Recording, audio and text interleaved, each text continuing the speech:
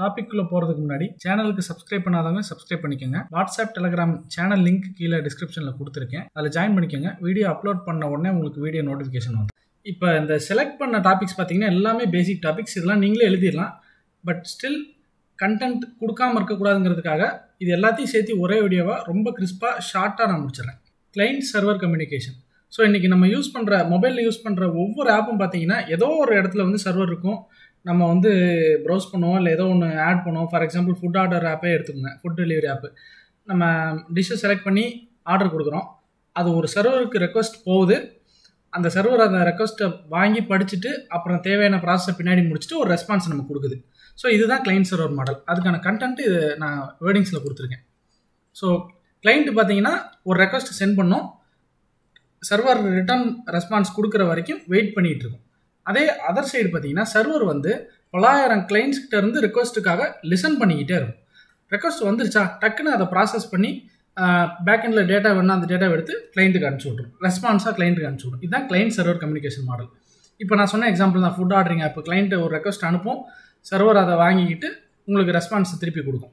நமக்கு அந்த அவுட்புட் என்ன வருது, ஓகே ஃபுட் ஆர்டர்டுன்னு வருது, அதுக்கப்புறம் டெலிவர்டுன்னு வருது. இந்த மாதிரி இந்த ரெஸ்பான்ஸ் தான் சர்வர்லேருந்து வர்ற ரெஸ்பான்ஸ்.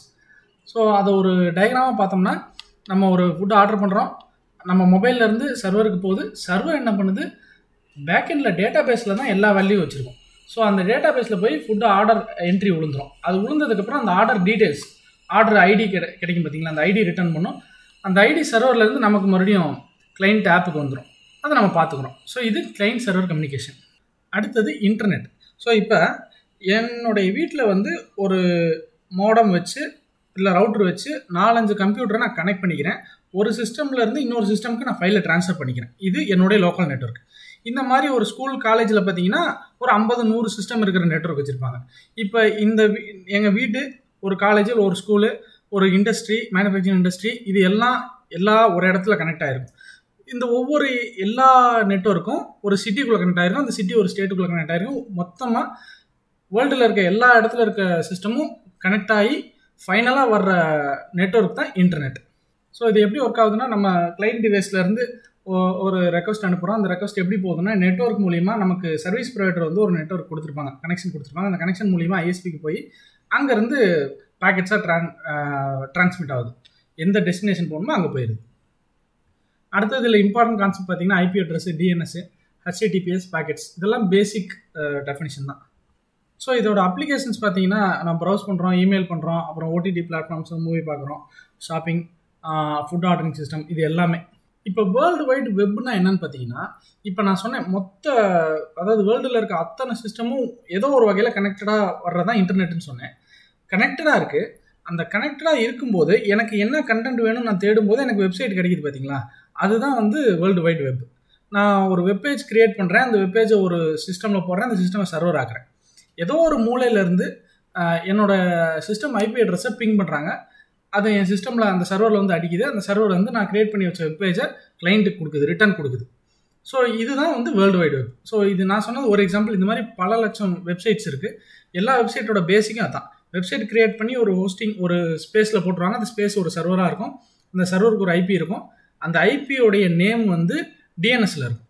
ஸோ யாரோ ஒருத்தர் அந்த ஐபியோட அந்த டொமைன் நேமை டைப் பண்ணதுக்கப்புறம் அது டிஎன்எஸில் போய் வெரிஃபை பண்ணி அதோட ஐபி அட்ரஸ் என்னன்னு தேடி அந்த ஐபி அட்ரஸில் இருக்க வெப்சைட்டை டேரெக்டாக போய் ஆக்சஸ் பண்ணும். அந்த சர்வர் என்ன பண்ணும், அந்த வெப்பேஜ் எந்த வெப்பேஜ் அவங்க ரெக்வஸ்ட் பண்ணுறாங்களோ அந்த வெப்பேஜை திருப்பி கொடுக்கும். ஸோ இப்போ நான் சொன்ன அதே ஸ்டோரி தான். வெப்பேஜஸ் வந்து HTML எழுதி வைக்கிறாங்க, வெப் சர்வரில் அதை ஸ்டோர் பண்ணி வைக்கிறாங்க. ப்ரௌசர் என்ன பண்ணுது, ஒரு URL வச்சு ஆக்சஸ் பண்ணுது அந்த வெப் பேஜஸ். அது நமக்கு வந்து ப்ரௌசரில் வந்து அட்ராக்டிவ் இல்லை கலர்ஃபுல் HTML பேஜஸாக நமக்கு கிடைக்குது. ஸோ அடுத்தது HTTP request, HTTP response. So first வந்து இன்டர்நெட்டுன்னு சொன்னோம், எல்லா சிஸ்டமும் கனெக்ட் ஆகிருக்கிறது இன்டர்நெட்டு. அந்த ஒவ்வொரு சிஸ்டம்லையும் நம்ம HTML வெப்பேஜஸை போட்டு வச்சு அந்த வெப்பேஜஸை வேற ஒரு சிஸ்டம்லேருந்து ஆக்சஸ் பண்ணுறது வேர்ல்டு வைடு வெப்னு சொன்னோம். எப்படி ஆக்சஸ் பண்ணுறோங்கிற மெக்கானிசம் தான் இந்த HTTP request response. For example HTTPனா என்னன்னு நம்ம போன சப்ஜெக்டில் பார்த்தோம் நெட்வொர்க்ஸில். அது ஒரு ப்ரோட்டோகால், எப்படி டேட்டா ஒரு ரெக்வஸ்ட் அனுப்பி ரெஸ்பான்ஸ் வாங்கணுங்கிற ப்ரோட்டோகால் அது. ஸோ கிளைண்ட் ப்ரௌசர்லேருந்து சர்வர் கம்யூனிகேட் பண்ணுற ஒரு ப்ரோட்டோகால். இப்போ HTTP ரெக்வஸ்ட்னா என்னன்னு பார்த்தீங்கன்னா, ஒரு மெசேஜ் சர்வருக்கு போகும் கிளைண்ட்டுக்கிட்டேருந்து, அதை வந்து சர்வர் ரிசீவ் பண்ணிவிட்டு அது ஒரு ரெஸ்பான்ஸ் கொடுக்கும். ஏதோ ஒரு ப்ராசஸ் பண்ணிட்டு அது ஒரு ரெஸ்பான்ஸ் கொடுக்கும். இதுதான் HTTP ரெக்வஸ்ட் ரெஸ்பான்ஸ். இந்த ரெக்வஸ்ட்டுக்கு ரெஸ்பான்ஸுன்னு பார்த்தீங்கன்னா ஒரு சில ஸ்ட்ரக்சர் இருக்குது. ஸோ என்னென்ன மெத்தட் மூலிமா HTTP ரெக்வஸ்ட் அனுப்பலாம்னு பார்த்தீங்கன்னா கெட்டு, போஸ்ட்டு, புட்டு, டெலிட்டு, பேட்ச்னு கூட ஒன்று இருக்குது. புட்டுக்கு பதிலாக பேட்ச்னு ஒரு மெத்தட் கூட இருக்குது. இதெல்லாம் இந்த மெத்தட் மூலியமாலாம் நம்ம அனுப்பலாம். அடுத்தது HTTP ரெஸ்பான்ஸ். நம்ம வந்து சர்வருக்கு ரெக்வஸ்ட் அனுப்பிட்டோம். HTTP ரெக்வஸ்ட் அனுப்பி முடிச்சதுக்கப்புறம் சர்வர் வந்து அந்த ரெக்வஸ்ட் வாங்கிட்டு ப்ராசஸ் பண்ணி ஒரு ரெஸ்பான்ஸ் அனுப்பும். அந்த ரெஸ்பான்ஸ் தான் HTTP ரெஸ்பான்ஸ். ஸோ ரெஸ்பான்ஸ் வந்து பார்த்தீங்கன்னா ரெஸ்பான்ஸ் மெசேஜ்னு ஒன்று இருக்கும், ரெஸ்பான்ஸ் ஸ்டேட்டஸ்னு ஒன்று இருக்கும். ஸ்டேட்டஸ் வந்து ஒரு நம்பர். ஃபார் எக்ஸாம்பிள் வந்து 200ங்கிறது வந்து சக்ஸஸ் ஸ்டேட்டஸ். நம்ம கொடுத்த ரெக்வஸ்ட் வந்து சக்ஸஸ்ஃபுல்லாக முடிஞ்சிருச்சு, ரிட்டன் வருதுன்னு அர்த்தம். 404னா நம்ம கேட்ட ரெக்வஸ்ட், நம்ம கொடுத்த URL ஒர்க் ஆகலைன்னு அர்த்தம். 500னா ஏதோ ஒரு சர்வரில் எரர்னு அர்த்தம். இது ஸ்டேட்டஸ் கோடு. ஸ்டேட்டஸ் கோடு கூட சேர்ந்து ஒரு மெசேஜ் ஒன்று வரும். இப்போ நான் அந்த HTTP ரெக்வஸ்ட் ரெஸ்பான்ஸை உங்களுக்கு நான் ரியல் டைமாக பண்ணி காட்டுறேன். ஆக்சுவலாக இந்த டூலுக்கு பேர் போஸ்ட்மேன்னு சொல்லுவாங்க. இது வந்து கிட்டத்தட்ட இது ப்ரௌசர் கிடையாது, ப்ரௌசர் மாதிரி. இது என்ன பண்ணுன்னா நமக்கு வெப் பேஜஸ்லாம் காட்டாது, பட் அதுக்கு பதிலாக ஒரு URL அடித்தோம்னா அந்த URL கொடுக்குற ரெஸ்பான்ஸை காட்டும். அது வந்து சில ஆப் டெவலப்மெண்ட் அந்த மாதிரி ஏரியாவில் யூஸ் ஆகும். பட் இது வந்து அவங்களுக்கு HTTP ரெக்வஸ்ட் ரெஸ்பான்ஸ் காட்டுறதுக்காக யூஸ் பண்ணுறேன். இப்போ நான் ஒரு வெப்சைட் அட்ரஸை கொடுக்குறேன். நான் சொன்ன மெத்தட் தான், கெட்டு, போஸ்ட்டு, புட்டு, பேட்ச், டெலிட் நிறையா இருக்குது. கெட் மெத்தட் யூஸ் பண்ணி நம்ம ஒரு வெப்சைட்டை ஆக்சஸ் பண்ணுறோம். அந்த வெப்சைட் ஆக்சஸ் பண்ணுறதுக்கு HTTP ரெக்வஸ்ட் கொடுக்குறோம். இதுதான் HTTP ரெக்வஸ்ட். ரெக்வஸ்ட்டுக்கு வந்து ஒரு பாடி கொடுப்போம். அதாவது ஃபார் எக்ஸாம்பிள் ஏதோ ஒரு மெசேஜ் கொடுக்கணும், அந்த மெசேஜ் இங்கே கொடுப்போம். பட் ஒரு வெப்சைட் ஆக்சஸ் பண்ணுறதுக்கு எந்த மெசேஜும் தேவையில்லை, டைரெக்டாக கொடுத்துடலாம். இன்கேஸ் அந்த வெப்சைட்டுக்கு வந்து ஏதாவது ஆத்தென்டிகேஷன் வேணும், அதை ஆக்சஸ் பண்ணுற API இருந்துச்சுன்னா அதுக்கு வந்து ஆத்தென்டிகேஷன் வேணும், யூசர் நேம் பாஸ்வேர்டோ இல்லை API கீ அதெல்லாம் வேணும். அது வேணால் அது இந்த இடத்துல கொடுத்துருவோம். பட் இப்போ எந்த மெசேஜ் பாடியும் கிடையாது. மெத்தட் என்ன, URL என்ன, HTTP ரெக்வஸ்ட் கொடுக்குறேன். இப்போ கொடுத்தேன்னா எனக்கு ஒரு ரெஸ்பான்ஸ் கிடைக்கும். நான் google.com கொடுக்குறேன். எனக்கு என்ன ரெஸ்பான்ஸ் கிடைக்குதுன்னு பார்த்தீங்கன்னா, ஃபஸ்ட்டு ஸ்டேட்டஸ் 200 நான் சொன்னேன்னா ஒரு ஸ்டேட்டஸ் கோடு ஒன்று வரும். அந்த கோடு 200னா சக்ஸஸ் ஸ்டேட்டஸ். நம்ம கொடுத்த ரெஸ்பான்ஸ் வந்து சக்ஸஸ்ஃபுல் HTTP ரெக்வஸ்ட் கரெக்டாக ரீச் ஆயிடுச்சு, ரெஸ்பான்ஸ் வந்துருச்சு. ஆக்சுவலாக இதுதான் ரெஸ்பான்ஸ், இப்படி தான் ரெஸ்பான்ஸ் வரும். ப்ரௌசரில் நம்ம கொடுக்குறோம் google.comனு, அந்த ப்ரௌசருக்கு இந்த ரெஸ்பான்ஸ் தான் வரும். அந்த ப்ரௌசர் இதை தான், இது HTML கண்டென்ட்டு, இந்த HTML கண்டென்ட்டை ரீட் பண்ணி அதை நமக்கு வந்து இந்த மாதிரி வெப்சைட்டாக வெப் பேஜாக காட்டும். இதுதான் HTTP ரெஸ்பான்ஸ். நமக்கு ஆக்சுவலாக வந்த ரெஸ்பான்ஸ் இதுதான். இதை வந்து ப்ரௌசர் நமக்கு விஷுவலைஸ் பண்ணி இந்த மாதிரி காட்டுது. ஸோ இதுதான் HTTP ரெக்வஸ்ட் ரெஸ்பான்ஸ். அடுத்தது பார்த்தீங்கன்னா web client, web server. So இது எப்படி என்ன மூலியமா ரெக்வஸ்ட் போய் ரெஸ்பான்ஸாக வருதுன்னு நம்ம பார்த்தாச்சு. இப்போ இந்த ரெக்வஸ்ட் ரெஸ்பான்ஸ் அனுப்புறதுக்கான கருவிகள் என்னன்னு பார்த்தீங்கன்னா, நம்மளோட மொபைலாக இருக்கலாம், நம்மளோட ப்ரௌசராக இருக்கலாம், சிஸ்டம் ப்ரௌசராக இருக்கலாம். இதெல்லாம் கிளைண்ட். எதை வச்சு நம்ம சர்வருக்கு ரெக்வஸ்ட் கொடுக்குறோமோ அது கிளைண்ட். நம்ம எங்கே போய் அந்த டேட்டாவை ரெக்வஸ்ட்டை கொடுக்குறோமோ, எதுக்கு கொடுக்குறோமோ, எந்த இடத்துல போய் அது ரீச் ஆகுதோ அது சர்வர். ஸோ அதான் சொன்னேன். இப்போ கிளைண்ட்டுங்கும் போது வெப் ப்ரௌசராக இருக்கலாம், மொபைல் ஆப்ஸாக இருக்கலாம், APIஸாக இருக்கலாம். இதெல்லாமே கிளைண்ட். சர்வர்னு பார்த்தீங்கன்னா அந்த ரெக்வஸ்ட்டை வாங்கிட்டு ரிட்டர்ன் நம்ம கொடுக்குதில்ல, ஒரு ரெஸ்பான்ஸ் கொடுக்கும், அதுதான் சர்வர். ஸோ இதில் ரியல் டைம் சினாரியோன்னு பார்த்தீங்கன்னா நான் ஆல்ரெடி சொன்ன ஸ்டோரி தான். ஏதோ ஒரு இடத்துல HTML பேஜ் இருக்கும். அந்த HTML பேஜ் ஒரு சர்வரில் இருந்தால் அந்த சர்வருக்கு ஒரு IP இருக்கும். அந்த IPக்கு ஒரு டொமைன் நேம் இருக்கும். நம்ம என்ன பண்ணுவோம், இப்போ google.com மாதிரி ஒரு டொமைன் நேம் அடிப்போம். அது DNSல போய் அந்த DNSலேருந்து IP அட்ரஸை கண்டுபிடிச்சிடும். அந்த IP அட்ரஸை அடிக்கும்போது டேரெக்டாக அந்த சர்வர் அடிக்கும். சர்வர் அந்த HTML பேஜை ரெஸ்பான்ஸாக திருப்பி நமக்கு கொடுக்கும். திருப்பி நமக்கு கிளைண்ட் ப்ரௌசருக்கு டிஸ்பிளே பண்ணும். இப்போ கொஞ்ச நேரத்துக்கு முன்னாடி நம்ம பார்த்ததும் அதுதான். ஸோ இது எல்லாமே ரொம்ப பேசிக் டாப்பிங்கிறனால கொஞ்சம் குயிக்காக முடிச்சிட்டேன். இது வந்து ஜஸ்ட் ஒரு பேசிக் அண்டர்ஸ்டாண்டிங் தான். நீங்கள் வந்து கொஸ்டின் என்ன மார்க்குக்கு வருது கேட்குறாங்க அப்படிங்கிறத பொறுத்து சுருக்கமாகவோ விரிவாகவோ நீங்கள் டிசைட் பண்ணி அப்போதைக்கு எழுதிக்கிங்க. பத்தாவதுக்கு ரியல் வேர்ல்டு எக்ஸாம்பிள் நீங்கள் இது வரைக்கும் எங்கே பார்த்துருந்தது ஞாபகம் இருக்கோ அது எல்லாமே நீங்கள் ஆட் பண்ணி அதிகப்படுத்தணும்னாலும் பெருசு பண்ணி எழுதிக்கலாம். வெப் டெக்னாலஜிஸ் யூனிட் 1ல் HTML5 அப்புறம் HTML டேபிள்ஸை பற்றி பார்க்கலாம். HTML5 அப்படிங்கிறது வந்து latest version of HTML. So first வந்து HTMLலாம் என்னன்னு தெரிஞ்சுக்கலாம். இப்போ HTML மட்டுமே ஒரு தனி கொஸ்டினாக கேட்கலாம், இல்லை HTML ப்ளஸ் HTML டேபிள்ஸ் கேட்கலாம். இப்போ HTML தனியாக கேட்டால், HTMLங்கிறது வந்து ஒரு ஜென்ரலைஸ்ட் கான்டெக்ஸ்ட் தான், மேக்ஸிமம் எல்லாத்துக்கும் அது தெரியும். இருந்தாலும் ஒரு கண்டென்ட்டுக்காக ஒரு ஸ்ட்ரக்சராக ஒரு கண்டென்ட் ஃபார்ம் பண்ணியிருக்கேன். HTML அப்படிங்கிறது வந்து ஹைப்பர் டெக்ஸ்ட் மார்க்அப் லாங்குவேஜ். இந்த லாங்குவேஜ் எதுக்கு அப்படின்னா, ஒரு வெப் பேஜ் வந்து டிசைன் பண்ணுறதுக்காக. அந்த வெப்பேஜ் வந்து எங்கே மட்டும்தான் நம்மளால் ஓப்பன் பண்ண முடியும்னா ப்ரௌசரில் ஓப்பன் பண்ண முடியும். ஸோ அந்த ப்ரௌசரில் நமக்கு பிளெயின் டெக்ஸ்ட்டாக தெரியாமல் ஹெட்டிங் தனியாகவும், பேராகிராஃப் தனியாகவும், கலராகவும், டேபிளாகவும் தெரிய வைக்கிறது எல்லாமே இந்த HTMLோடைய அவுட்புட் தான். ஸோ அதோட கீ ஃபீச்சராக தான் வெப்சைட் வந்து HTML வச்சு தான் எழுத முடியும். அப்புறம் டேக்ஸ், இந்த HTML கோட் எப்படி இருக்கும் அப்படின்னு பார்த்தீங்கன்னா டேக்ஸாக இருக்கும். இப்போ எனக்கு வந்து ஒரு ஹெட்டிங் வேணும்னா H1, H2, H3, H4, H5 இருக்கு. அந்த டேக்குக்குள்ளே நம்ம ஒரு டெக்ஸ்ட் போட்டோம்னா அது வந்து நமக்கு ப்ரௌசரில் வந்து தெரியும் போது அது ஹெட்டிங்காக தெரியும். ஸோ அதை நான் உங்களுக்கு ஒரு ஸ்க்ரீன்ஷாட்டும் நான் அட்டாச் பண்ணியிருக்கேன், காட்டுறேன். ஸோ HTML வந்து எல்லா ப்ரௌசர்லேயும் ஒர்க் ஆகும். ஸோ ப்ரௌசரோட வேலையை என்னென்னா இந்த HTML கோடை வந்து நமக்கு யூசருக்கு வந்து வெப்பேஜாக காட்டுறதான் ப்ரௌசரோட வேலை. HTML5ங்கிறது தான் லேட்டஸ்ட் வெர்ஷன் ஆஃப் HTML. இப்போ இது வந்து ஜஸ்ட் ஒரு basic hello world HTML code. இது எப்படி இருக்குன்னு பார்த்தீங்கன்னா இதுதான் HTML tags. HTML open tag, அப்புறம் கடைசியாக பார்த்தீங்கன்னா க்ளோஸ் டேக் இருக்கும். அதே மாதிரி ஹெட் டேகு /head, இதில் வந்து டைட்டில் இருக்கும். அடுத்தது வெப்பேஜோடைய பாடி டேகு, க்ளோஸ் பாடி டேக் இருக்கும், /body tag. அப்புறம் எனக்கு ஹெட்டிங் வேணுன்னா h1/h1, பேராகிராஃப் வேணுன்னா p. இன்னும் நிறையா டேக்ஸ் இருக்குது. அட்ரிபியூட் டேக், a டேக் இருக்குது, அப்புறம் டேபிள் இருக்குது, இன்னும் நிறையா இருக்குது. பட் இது வந்து ஒரு பேசிக் HTML கோட். இப்போ இந்த HTML கோடை வந்து நான் நோட் பேடில் டைப் பண்ணி சேவ் பண்ணும்போது ஏதோ ஒரு ஃபைல் நேம் .htmlனு சேவ் பண்ணணும். சேவ் பண்ணிவிட்டு அந்த ஃபைலை வந்து நான் ப்ரௌசரில் ஓப்பன் பண்ணேன்னா இந்த கோடோடைய அவுட்புட் எப்படி வருதுன்னு பாருங்கள். இப்படி வரும். ஸோ நான் டெக்ஸ்ட்டாக கொடுக்கும்போது இந்த இடத்துல எந்த சேஞ்சும் கிடையாது. நான் இதை வந்து நார்மல் H1ல் கொடுத்தேன், இதை Pயில் கொடுத்தேன். ஆனால் இதுவும் ஃபாண்ட் சைஸும் போல்டு பாருங்கள் எப்படி இருக்குன்னு. ஸோ யூசருக்கு தெரிகிற அந்த வெப்பேஜை வந்து அழகாக டிசைன் பண்ணுறதுக்கு யூஸ் ஆகிறது தான் HTML. ஸோ இப்போ நம்ம ரியல் டைமில் பார்க்குற எல்லா வெப்பேஜுமே ஃபைனலாக ஒரு ப்ரௌசர் ரீட் பண்ணும்போது HTML கோடாக தான் வரும். லேட்டஸ்ட் டெக்னாலஜியில் எழுதுகிற கோடு எல்லாமே சர்வர் சைடு கோடாக இருக்கட்டும், என்ன கோடாக இருந்தாலும் கடைசியாக ப்ரௌசர் ரீட் பண்ணும்போது அது ஃபைனலாக HTML கோடாக வரும். HTML கோடு வந்து மறுபடியும் யூசருக்கு பார்க்குறதுக்கு வெப்பேஜாக வரும். ஓகே, இது HTML பேசிக்ஸ். HTML இன்ட்ரொடக்ஷன் கேட்டாங்கன்னா இந்த கண்டென்ட் எழுதலாம். அடுத்தது HTML டேபிள்ஸ். இப்போ நான் சொன்ன மாதிரி HTML கண்டென்ட்டில் நிறைய பேராகிராஃபு, இமேஜ், அது இதுன்னு நிறையா இருக்குது. அதில் ஒரு கேட்டகரி பார்த்திங்கன்னா HTML டேபிள். ஸோ ஒரு வெப்பேஜில் வந்து எல்லா கண்டென்ட்டையும் வெறும் பேராகிராஃபை மட்டும் நம்ம வச்சுருக்க முடியாது. ஒரு சில இடங்களில் வந்து டயக்ராமேட்டிக் ரெப்ரசன்டேஷன் வேணும், ஒரு சில இடங்களில் டேபுலர் காலம் வேணும், டேபிள் வேணும். அந்த மாதிரி டேபிளை வந்து ப்ரீடிஃபைண்டாக டேபிள் டேக்ஸ் வச்சுருக்காங்க. அந்த டேக்கை வச்சு நம்ம கண்டென்ட் கொடுக்கும்போது HTML வந்து உங்களுக்கு அழகான டேபிளாக காட்டும். ஸோ அதோடைய டேக் எப்படி இருக்குன்னா டேபிள் அப்படிங்கிற டேக்கில் ஸ்டார்ட் ஆகும். ஒவ்வொரு ரோவும் TR அப்படிங்கிற டேக்குள்ளே வரும். ஸோ டேபிள் டேக் ஓப்பன் பண்ணி க்ளோஸ் பண்ணிக்கணும், அதுக்குள்ளே TR டேக் ஓப்பன் பண்ணி க்ளோஸ் பண்ணணும். க்ளோஸ் பண்ணணும் நான் சொல்கிறது /TR. ஒவ்வொரு டேக்குக்கும் ஸ்லாஷ் போட்டோம்னா அது க்ளோஸ் டேக்கு. அடுத்தது THங்கிறது வந்து ஒரு டேபிளில் ஹெட்டரை குறிக்கிற ஒரு டேக். TDங்கிறது வந்து இந்த ரோக்குள்ள டேட்டா. இதை உங்களுக்கு ஸ்ட்ரக்சர்டு கோடாக காட்டுறேன் பாருங்கள். இப்போ டேபிள் ஓப்பன், இந்த இடத்துல close. TR row open, row close. இது ஒரு ரோ, இதுலேருந்து இது வரைக்கும் ஒரு ரோ. இதுக்குள்ளே TH/TH, இது வந்து டேபிள் ஹெட்டர். ஹெட்டரில் சப்ஜெக்ட்னு கொடுத்துருக்கேன், இங்கே பாருங்கள். அதே மாதிரி TH மார்க்ஸு, TH இதையும் ஹெட்டரில் கொடுத்துருக்கேன். மார்க்ஸு உங்களுக்கு ஹெட்டர் மாதிரி டிஃப்ரென்ஷியேட் பண்ணி காட்டுதா. அடுத்தது ரெண்டாவது ரோவில் பார்த்தீங்கன்னா TR, அப்புறம் TD மேத், அப்புறம் 95.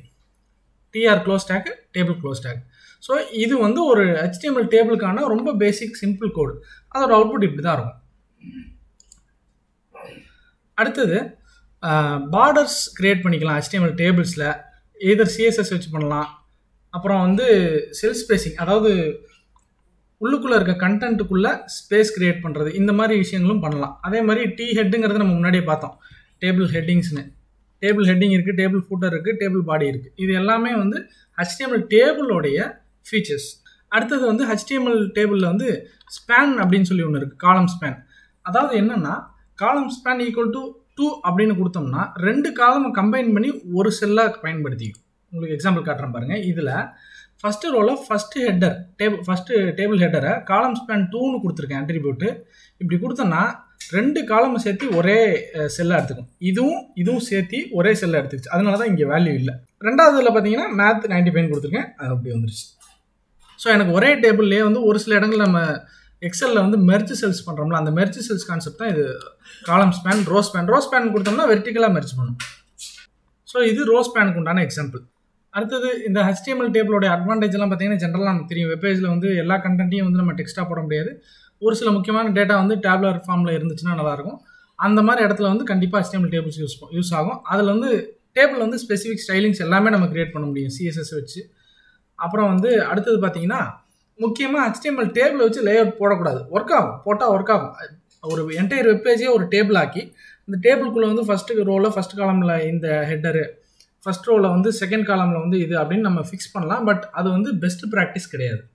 லே அவுட்டுக்கு அதை யூஸ் பண்ணக்கூடாது, டேட்டாவுக்கு மட்டும் தான் யூஸ் பண்ணணும்.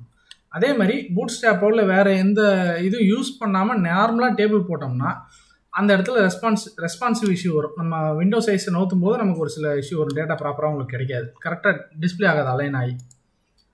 அடுத்தது ரியல் வேர்ல்டு எக்ஸாம்பிள்ஸ் நிறையா இருக்குது. மார்க் ஷீட்டு, டைம் டேபிள், இந்த மாதிரி உங்களுக்கு ஒரு எக்ஸாம்பிளும் போட்டிருக்கேன். டைம் டேபிள் எக்ஸாம்பிள் வந்து இப்படி இருக்கும். ஃபஸ்ட்டு வந்து டேபிள் பார்டரு, டேபிள் ரோவில் வந்து இது ஹெட்டிங்கு, மண்டே டியூஸ்டே வெனஸ்டே, அப்புறம் வந்து டேட்டா, எல்லாமே டேட்டா. ஃபஸ்ட்டு ரோ வந்து heading, second row first data, third row, fourth row. இதோட அவுட்புட் வந்து இப்படி இருக்கும். வெப் டெக்னாலஜிஸ் யூனிட் 1ல் லிஸ்ட் பார்க்க போகிறோம். எப்படி வந்து HTML டேபிள்ஸ் வந்து ஒரு கைண்ட் ஆஃப் டேட்டா ரெப்ரசன்டேஷனும், ஒரு சில இடங்களில் வந்து நம்மளே வந்து பாயிண்ட் பை பாயிண்ட்டாக எழுதுவோம். அந்த மாதிரி புல்லட்டின்ஸ், எதிர் புல்லட்டின்ஸ் மாதிரியோ இல்லை அந்த புல்லட்டின்ஸ் பதிலாக நம்பர்ஸ் மாதிரியோ சில டேட்டா வந்து லிஸ்ட் பண்ணணும்னா HTML லிஸ்ட்டுன்னு சொல்லி ஒரு டேக் இருக்குது. அந்த டேக் வந்து நமக்கு அழகாக லிஸ்ட்டை அடுக்கி கொடுத்துரும். ஸோ அதில் வந்து 3 டைப் இருக்குது. ஆர்டர் லிஸ்ட்டு, அன்ஆர்டர் லிஸ்ட்டு, அப்புறம் டிஸ்கிரிப்ஷன் லிஸ்ட். ஆர்டர் லிஸ்ட் வந்து பார்த்திங்கன்னா நம்பர்ஸ் இல்லைன்னா லெட்டர்ஸ் வச்சு ஏபிசியில் 1 2 3ன்னு ஆர்டராக உங்களுக்கு அரேஞ்ச் பண்ணி தரும். அன்ஆர்டர் லிஸ்ட்னால் நம்ம கொடுக்குற ஆர்டர்லேயே டிஸ்பிளே பண்ணும், ஆனால் நம்பர்ஸ் இருக்காது, புல்லட்டின்ஸ் இருக்கும். புல்லட்டின்ஸில் நிறைய ஸ்டைல் இருக்குது. அப்புறம் 3வது வந்து டிஸ்கிரிப்ஷன் லிஸ்ட். இந்த டிஸ்கிரிப்ஷன் லிஸ்ட் என்ன பண்ணும் அப்படின்னா பேராக எழுதும். ஆக்சுவலாக ஃபார் எக்ஸாம்பிள் இந்த சைடு ஒரு வேல்யூ கோலன், அப்புறம் அந்த சைடு ஒரு வேல்யூ, அந்த மாதிரி ஒரு பேராக எழுதும். அது ஒரு லிஸ்ட்டு. மொத்தம் 3 லிஸ்ட்டு இருக்குது. ஸோ ஆர்டர் லிஸ்ட் எக்ஸாம்பிள் பார்த்தீங்கன்னா இப்படி தான் இருக்கும். OL அப்படிங்கிறது டேக் நேமு, அப்புறம் OLஐ க்ளோஸ் பண்ணிடுறோம். லிஸ்ட் LI, இந்த OLக்குள்ளே ஒவ்வொரு LI/LIயும் ஒரு எலமெண்ட். ஸோ LIக்குள்ளே நம்ம என்ன போடுறோமோ அது வந்து இந்த ஆர்டரில் டிஸ்பிளே ஆகும் இப்படி. அடுத்தது அன்ஆர்டர் லிஸ்ட் ULக்குள்ளே மறுபடியும் LI என்ன கொடுக்குறோமோ அது ஒவ்வொன்றும் இதே ஆர்டரில் டிஸ்பிளே ஆகும். பட் நம்பருக்கு பதிலாக புல்லட்டின்ஸ் இருக்கும். இந்த புல்லட்டின்ஸோட ஸ்டைல்ஸ்லாம் நம்ம மாற்றிக்க முடியும். அடுத்தது டிஸ்கிரிப்ஷன் லிஸ்ட். நான் சொன்ன மாதிரி ஸோ DLங்கிறது டிஸ்கிரிப்ஷன் லிஸ்ட்டு, /DL அதுக்குள்ளே 2 வேல்யூஸ் சேர்ந்தது ஒரு லிஸ்ட்டு. DTனா டிஸ்கிரிப்ஷன் டைட்டில், அப்புறம் டிஸ்கிரிப்ஷன் டேட்டா. டிஸ்கிரிப்ஷன் டைட்டில் என்ன கொடுக்குறோமோ அது வந்து ஃபஸ்ட்டு லெஃப்ட் ஹேண்ட் சைடு வரும், அப்புறம் கோலன் வச்சு டிஸ்கிரிப்ஷன் டேட்டா என்னவோ அது வந்து ரைட் ஹேண்ட் சைடு வரும். இது 2 சேர்ந்து ஒரு வேல்யூ, அப்புறம் 2வது செட், இந்த மாதிரி டிஸ்கிரிப்ஷன் லிஸ்ட்டு. ஸோ அதே மாதிரி இந்த லிஸ்ட்டில் வந்து நிறைய ஃபீச்சர்ஸ் இருக்குது. நம்பரிங் ஸ்டைல் மாற்றலாம், புல்லட் ஸ்டைல்ஸ் மாற்றலாம், நெஸ்டட் லிஸ்ட், ஒரு லிஸ்ட்டுக்குள்ளேயே ஏதாவது ஒரு வேல்யூவில் இன்னொரு நெஸ்டட் சப் லிஸ்ட் ஒன்று வைக்கலாம். அதே மாதிரி CSS யூஸ் பண்ணி ஸ்டைலிங்ஸ் இன்க்ரீஸ் பண்ணலாம்.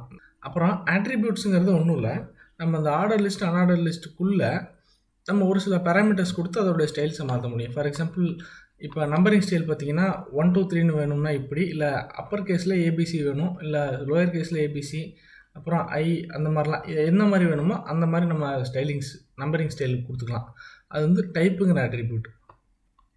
அதேமாதிரி ஸ்டார்ட்டு, ஸ்பெசிஃபிக் நம்பர்லேருந்து லிஸ்ட்டு ஸ்டார்ட் ஆகணும். எனக்கு 5ஆம் நம்பர்லேருந்து ஸ்டார்ட் ஆகணும்னா ஸ்டார்ட் = 5ன்னு கொடுத்தோம்னா 5ஆம் நம்பர்லேருந்து நம்பரிங் ஸ்டார்ட் ஆகும். ஸோ இதெல்லாம் வந்து ஆர்டர் லிஸ்ட்டோடைய ஆட்ரிபியூட். அன்ஆர்டர் லிஸ்ட்டோட ஆட்ரிபியூட் என்னென்னு பார்த்தீங்கன்னா டிஸ்க்கு, சர்க்கிள், ஸ்கொயர், இதெல்லாம் அந்த புல்லட்டின்ஸோடைய ஷேப். இந்த மாதிரி சில டிசைன்ஸ்லாம் நம்ம லிஸ்ட்டில் பண்ணிக்கலாம். ஸோ அட்வான்டேஜ் என்னென்னா நம்ம ஒரு சில டேட்டா ரெப்ரசன்டேஷன் வந்து லிஸ்ட்டாக இருந்தால் நல்லாயிருக்கும், அந்த இடத்துல வந்து லிஸ்ட் நமக்கு யூஸ் ஆகும். டிஸ்அட்வான்டேஜ் வந்து பூரா வெப்சைட் பூரா லிஸ்ட்டாக இருந்துச்சுன்னா ரொம்ப ஒரு லேஅவுட் வந்து ஒரு மாதிரி இருக்கும். அப்புறம் இது ரியல் வேர்ல்டு யூஸ் எந்த இடத்துல யூஸ் பண்ணுறாங்கிறத பற்றி.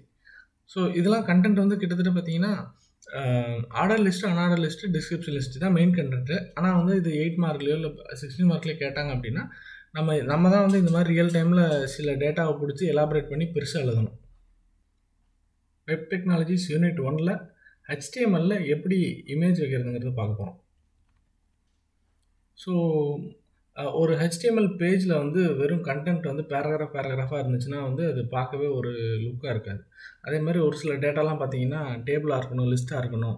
ஒரு சில இடங்களில் இமேஜஸும் வந்து அந்த பேஜில் இருந்துச்சுன்னா தான் உங்களுக்கு அந்த டேட்டா வந்து பார்க்க வந்து வெல் ப்ரெசென்டடாக இருக்கும்.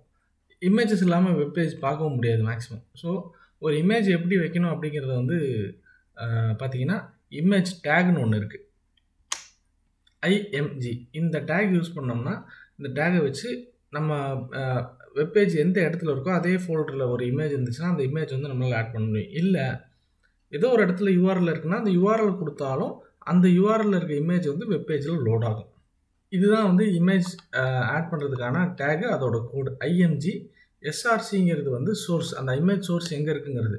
இப்போ வந்து நம்ம ஒரு அந்த வெப்பேஜ் எழுதிட்டுருக்கோம், அந்த அந்த எழுதிட்டு இருக்க ஃபைல் வந்து ஒரு ஃபோல்டரில் இருக்குது. அதே ஃபோல்டருக்குள்ளேயே இமேஜ் இருக்குது அப்படின்னா அந்த இமேஜ் நேம் அப்படியே உள்ள இமேஜ் நேம் .jpg இல்லை PNG அதை ஆட் பண்ணோம்னா போதும், அந்த இமேஜ் வந்து உங்களுக்கு வெப்பேஜ் லோட் பண்ணும்போது வந்துடும். ALT அப்படிங்கிறது வந்து ஏதோ ஒரு காரணங்களால் இமேஜ் டிஸ்பிளே ஆகலை, ஏதோ ஒரு எரர் வருது அப்படின்னா அந்த இடத்துல எம்டியாக வராமல் இமேஜும் டிஸ்பிளே ஆகாமல் இந்த டிஸ்கிரிப்ஷன் ஆஃப் இமேஜ் நம்ம என்ன டிஸ்கிரிப்ஷன் கொடுக்குறோமோ அது வரும். ப்ளீஸ் வெயிட் அந்த மாதிரி ஏதோ ஒன்று போட்டோம்னா அது வந்து டிஸ்பிளே ஆயிரும் யூஸருக்கு. ஸோ அடுத்தது வந்து இது ஒரு சின்ன சிம்பிள் எக்ஸ்ப்ளனேஷன். ஒரு HTML பேஜுக்குள்ளே எப்படி இமேஜ் வருதுன்னு அந்த ஃப்ளோ பார்த்தீங்கன்னா, இமேஜ் டேக் ஆட் பண்ணுறோம், அப்புறம் அந்த டேக் ஆட் பண்ணதுக்கப்புறம் அந்த இமேஜ் எங்கே இருக்குங்கிறத SRCயில் கொடுக்குறோம், அப்புறம் ஆல்டர்னேட் டெக்ஸ்ட் கொடுக்குறோம் ALT மூலிமா. ப்ரௌசரை லோட் பண்ணோன்னே, அந்த பேஜ் லோட் பண்ணோன்னே ப்ரௌசர் என்ன பண்ணுது, ஓகே இந்த HTML பேஜில் இமேஜ் டேக் ஒன்று இருக்குது, அந்த இமேஜ் டேக் உள்ள இமேஜ் வந்து எந்த இடத்துல இருக்குது, இதே ஃபோல்டரில் இருக்குது, அப்போ அந்த ஃபோல்டரில் இருக்க இமேஜ் எடுத்துகிட்டு வந்து HTML அதை நம்ம வெப்பேஜில் வச்சு நமக்கு டிஸ்பிளே பண்ணுது. ஸோ அடுத்தது வந்து இது நம்ம ஆல்ரெடி பார்த்தது தான். சோர்ஸ் வந்து என்ன, அந்த இமேஜோடைய URL.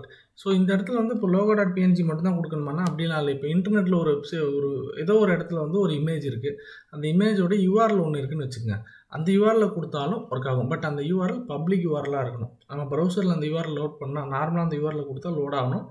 அந்த URL-ஐ கொண்டாந்து இந்த SRCயில் கொடுத்தோம்னா நம்மளோட வெப் பேஜ்லேயும் அந்த இமேஜ் லோட் ஆகும். அடுத்தது வந்து ஆல்டர்னேட் டெக்ஸ்ட் நம்ம ஆல்ரெடி பார்த்தாச்சு. ஏதோ ஒரு காரணங்களால் அந்த இமேஜ் லோட் ஆக முடியல அப்படின்னா இந்த ஆல்டர்னேட் டெக்ஸ்ட் டிஸ்பிளே ஆகிடும். என்னென்ன ஆட்ரிபியூட்ஸ் இருக்குன்னு பார்த்தீங்கன்னா, இமேஜோடைய சைஸை நம்ம செட் பண்ணலாம். ஏன்னா நம்ம நார்மலாக ஒரு இமேஜ் ஆட் பண்ணிட்டா மட்டும் பார்த்தாது, சில நேரங்களில் வந்து சைஸுக்கு ஏற்ற மாதிரி அட்ஜஸ்ட் பண்ணணும். ஃபாண்ட் இது டெக்ஸ்ட்டு நிறையா இருக்குது, அந்த இடத்துல இமேஜ் சைஸை குறைக்கணும் அப்படின்னா இந்த வித் ஹைட் இதெல்லாம் நம்ம யூஸ் பண்ணிக்கலாம். இது வந்து இந்த நம்பர் வந்து பிக்சல்ஸை குறிக்கும், 300 பிக்சல் 200 பிக்சல்னு பர்சன்டேஜ் நம்ம போட்டுக்கலாம். CSS வச்சு பண்ணால் வித்து ஹைட்டு வந்து என்ன பர்சன்டேஜ் வரணுங்கிறதையும் நம்ம எக்ஸாக்டாக ஸ்பெசிஃபை பண்ண முடியும். அடுத்தது டைட்டில்னு ஒரு அட்ரிபியூட். அந்த டைட்டில் எதுக்கு யூஸ் ஆகுது அப்படின்னா, அந்த இமேஜ் மேலே கொண்டு போய் மவுஸை வச்சோம்னா ஒரு இன்ஃபர்மேஷன், எக்ஸ்ட்ரா இன்ஃபர்மேஷன் டிஸ்பிளே ஆகும். நம்ம அந்த இமேஜை பற்றி ஒரு டிஸ்கிரிப்ஷன் கொடுக்குறதுக்காக இதை யூஸ் பண்ணிக்கலாம். ஸோ அட்ரிபியூட்ஸுங்கிற வார்த்தை வந்து நம்ம இது வரைக்கும் பேசிக்கிட்டு இருக்கோம். அது என்னென்னு பார்த்தீங்கன்னா, HTML டேகுக்குள்ளே கொடுக்குற ஒவ்வொரு பேராமீட்டரும் அட்ரிபியூட்னு சொல்லுவாங்க. அது வந்து அந்த டேகுடைய ப்ராப்பர்ட்டி, ஏதோ ஒரு ப்ராப்பர்ட்டியை குறிக்கிறதுக்காக யூஸ் ஆகும். ஸோ இந்த இடத்துல SRCங்கிறது அட்ரிபியூட், ALTங்கிறது ஒரு அட்ரிபியூட், டைட்டில்ங்கிறது ஒரு அட்ரிபியூட். ஸோ இதில் HTML இமேஜஸில் நிறைய அட்வான்டேஜ் இருக்குது. இதெல்லாம் வந்து கிட்டத்தட்ட பார்த்திங்கன்னா ஒரு ஸ்டோரி தான் வச்சுக்கோங்க. கண்டென்ட் விஷுவலாக அப்பீலிங்காக கொடுக்குறோம், யூஸருக்கு பார்க்க நல்லா இருக்கிறதுக்காக கொடுக்குறோம். பட் அதே மாதிரி இந்த பாயிண்ட் பார்த்திங்கன்னா கொஞ்சம் முக்கியமான பாயிண்ட், SEO பெனிஃபிட். ஒரு வெப்பேஜ் வந்து க்ரியேட் பண்ணி நம்ம நெட்டில் போட்டோம், இன்டர்நெட்டில் கொடுத்துட்டோம் நம்ம வெப்சைட்டில் அப்படின்னா, சர்ச் இன்ஜின் வந்து சர்ச் பண்ணும்போது தேடும்போது இந்த வெப்சைட் எதுக்கானது, இந்த இமேஜ் எதுக்கானதுங்கிற இன்ஃபர்மேஷனை வந்து ALTலேருந்து எடுத்துக்கும். ஸோ நமக்கு வந்து அந்த இடத்துல வந்து சரியான யூஸர் அந்த டேகை தேடும்போது கரெக்டாக நம்ம வெப்பேஜ் வந்து கொண்டு போய் சேர்க்கும். ஸோ இதில் வந்து டிஸ்அட்வான்டேஜ்னு பார்த்தீங்கன்னா, முக்கியமான டிஸ்அட்வான்டேஜாக நம்ம பார்க்குறது என்னென்னா, இமேஜ் சைஸ் பெருசாக, அதாவது இமேஜோடைய ஃபைல் சைஸ் பெருசாக இருந்துச்சுன்னா அந்த இடத்துல வந்து வெப்பேஜ் வந்து இமேஜ் லோட் ஆகி முடிக்கிற வரைக்கும் வெப்பேஜ் லோட் ஆகிறது கொஞ்சம் ஸ்லோவாக இருக்கும். பட் இப்போலாம் பார்த்தீங்கன்னா அஜாக்ஸ் மூலியமாவோ இல்லை இன்னும் லேட்டஸ்ட்டு இது மூலியமாவோ தனியாக ஒரு த்ரெட்டில் லோட் பண்ணுறாங்க இமேஜை. வெப்பேஜெலாம் லோட் ஆகிடும், இமேஜ் பொறுமையாக லோட் ஆகும், அந்த மாதிரி கூட வருது. But still image file size பெருசாக இருந்துச்சுன்னா அந்த இடத்துல ஒரு டிஸ்அட்வான்டேஜ் தான். அதே மாதிரி இமேஜஸ் மேக்ஸிமம் எங்கே யூஸ் பண்ணுறோம்னா, எல்லா வெப்சைட்டோடைய லோகோவும் ஒரு இமேஜாக தான் இருக்கும். அதுக்கப்புறம் உள்ளுக்குள்ளே எங்கேயாவது ஃபோட்டோஸ், பேனர்ஸ், ஐகன்ஸ் இது எல்லாமே வந்து இமேஜாக தான் இருக்கும். வெப் டெக்னாலஜிஸ் யூனிட் 1ல் HTML5 கண்ட்ரோல் எலமெண்ட்ஸை பற்றி பார்க்க போகிறோம்.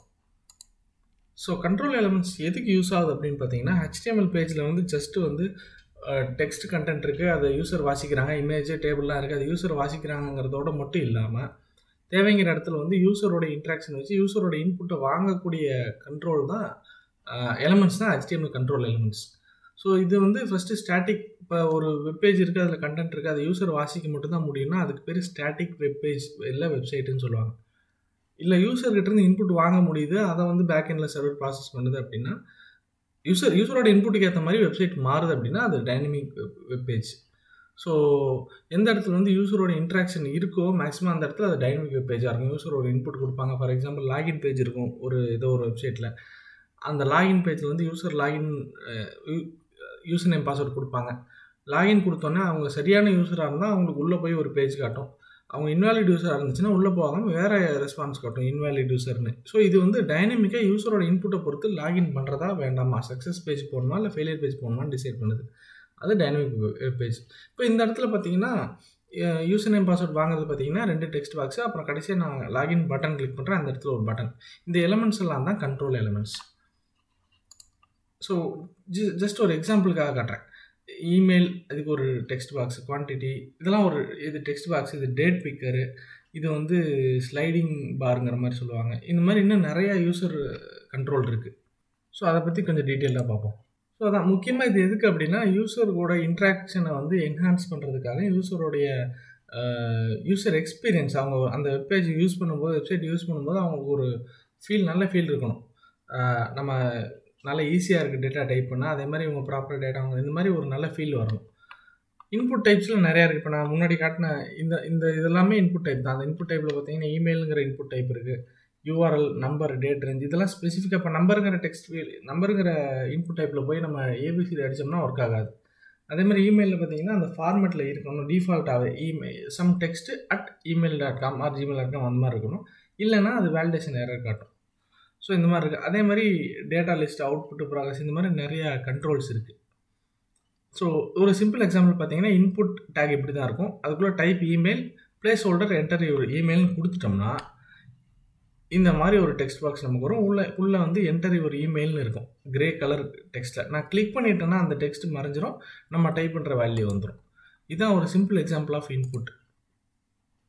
ஸோ இது எப்படி ஒர்க் ஆகுதுன்னு பார்த்தீங்கன்னா சிம்பிள். நம்ம வெப்பேஜ் கிரியேட் பண்ணுறோம், அதுக்குள்ளே கண்ட்ரோல்ஸ் ஆட் பண்ணுறோம், ஓப்பன் பண்ணால் நமக்கு வந்து இந்த ஃபார்ம் டிஸ்பிளே ஆகுது. சிஎஸ்எஸ் மூலியமாக நம்ம இதை டிசைன் பண்ணிக்கலாம். ஸோ இதில் பார்த்தீங்கன்னா ஒரு ஆர்டராகவே இருக்காது. நான் சும்மா அந்த ஃபார்ம் கண்டென்ட் டைரெக்டாக உள்ள HTML போட்டு ஓப்பன் பண்ணேன்.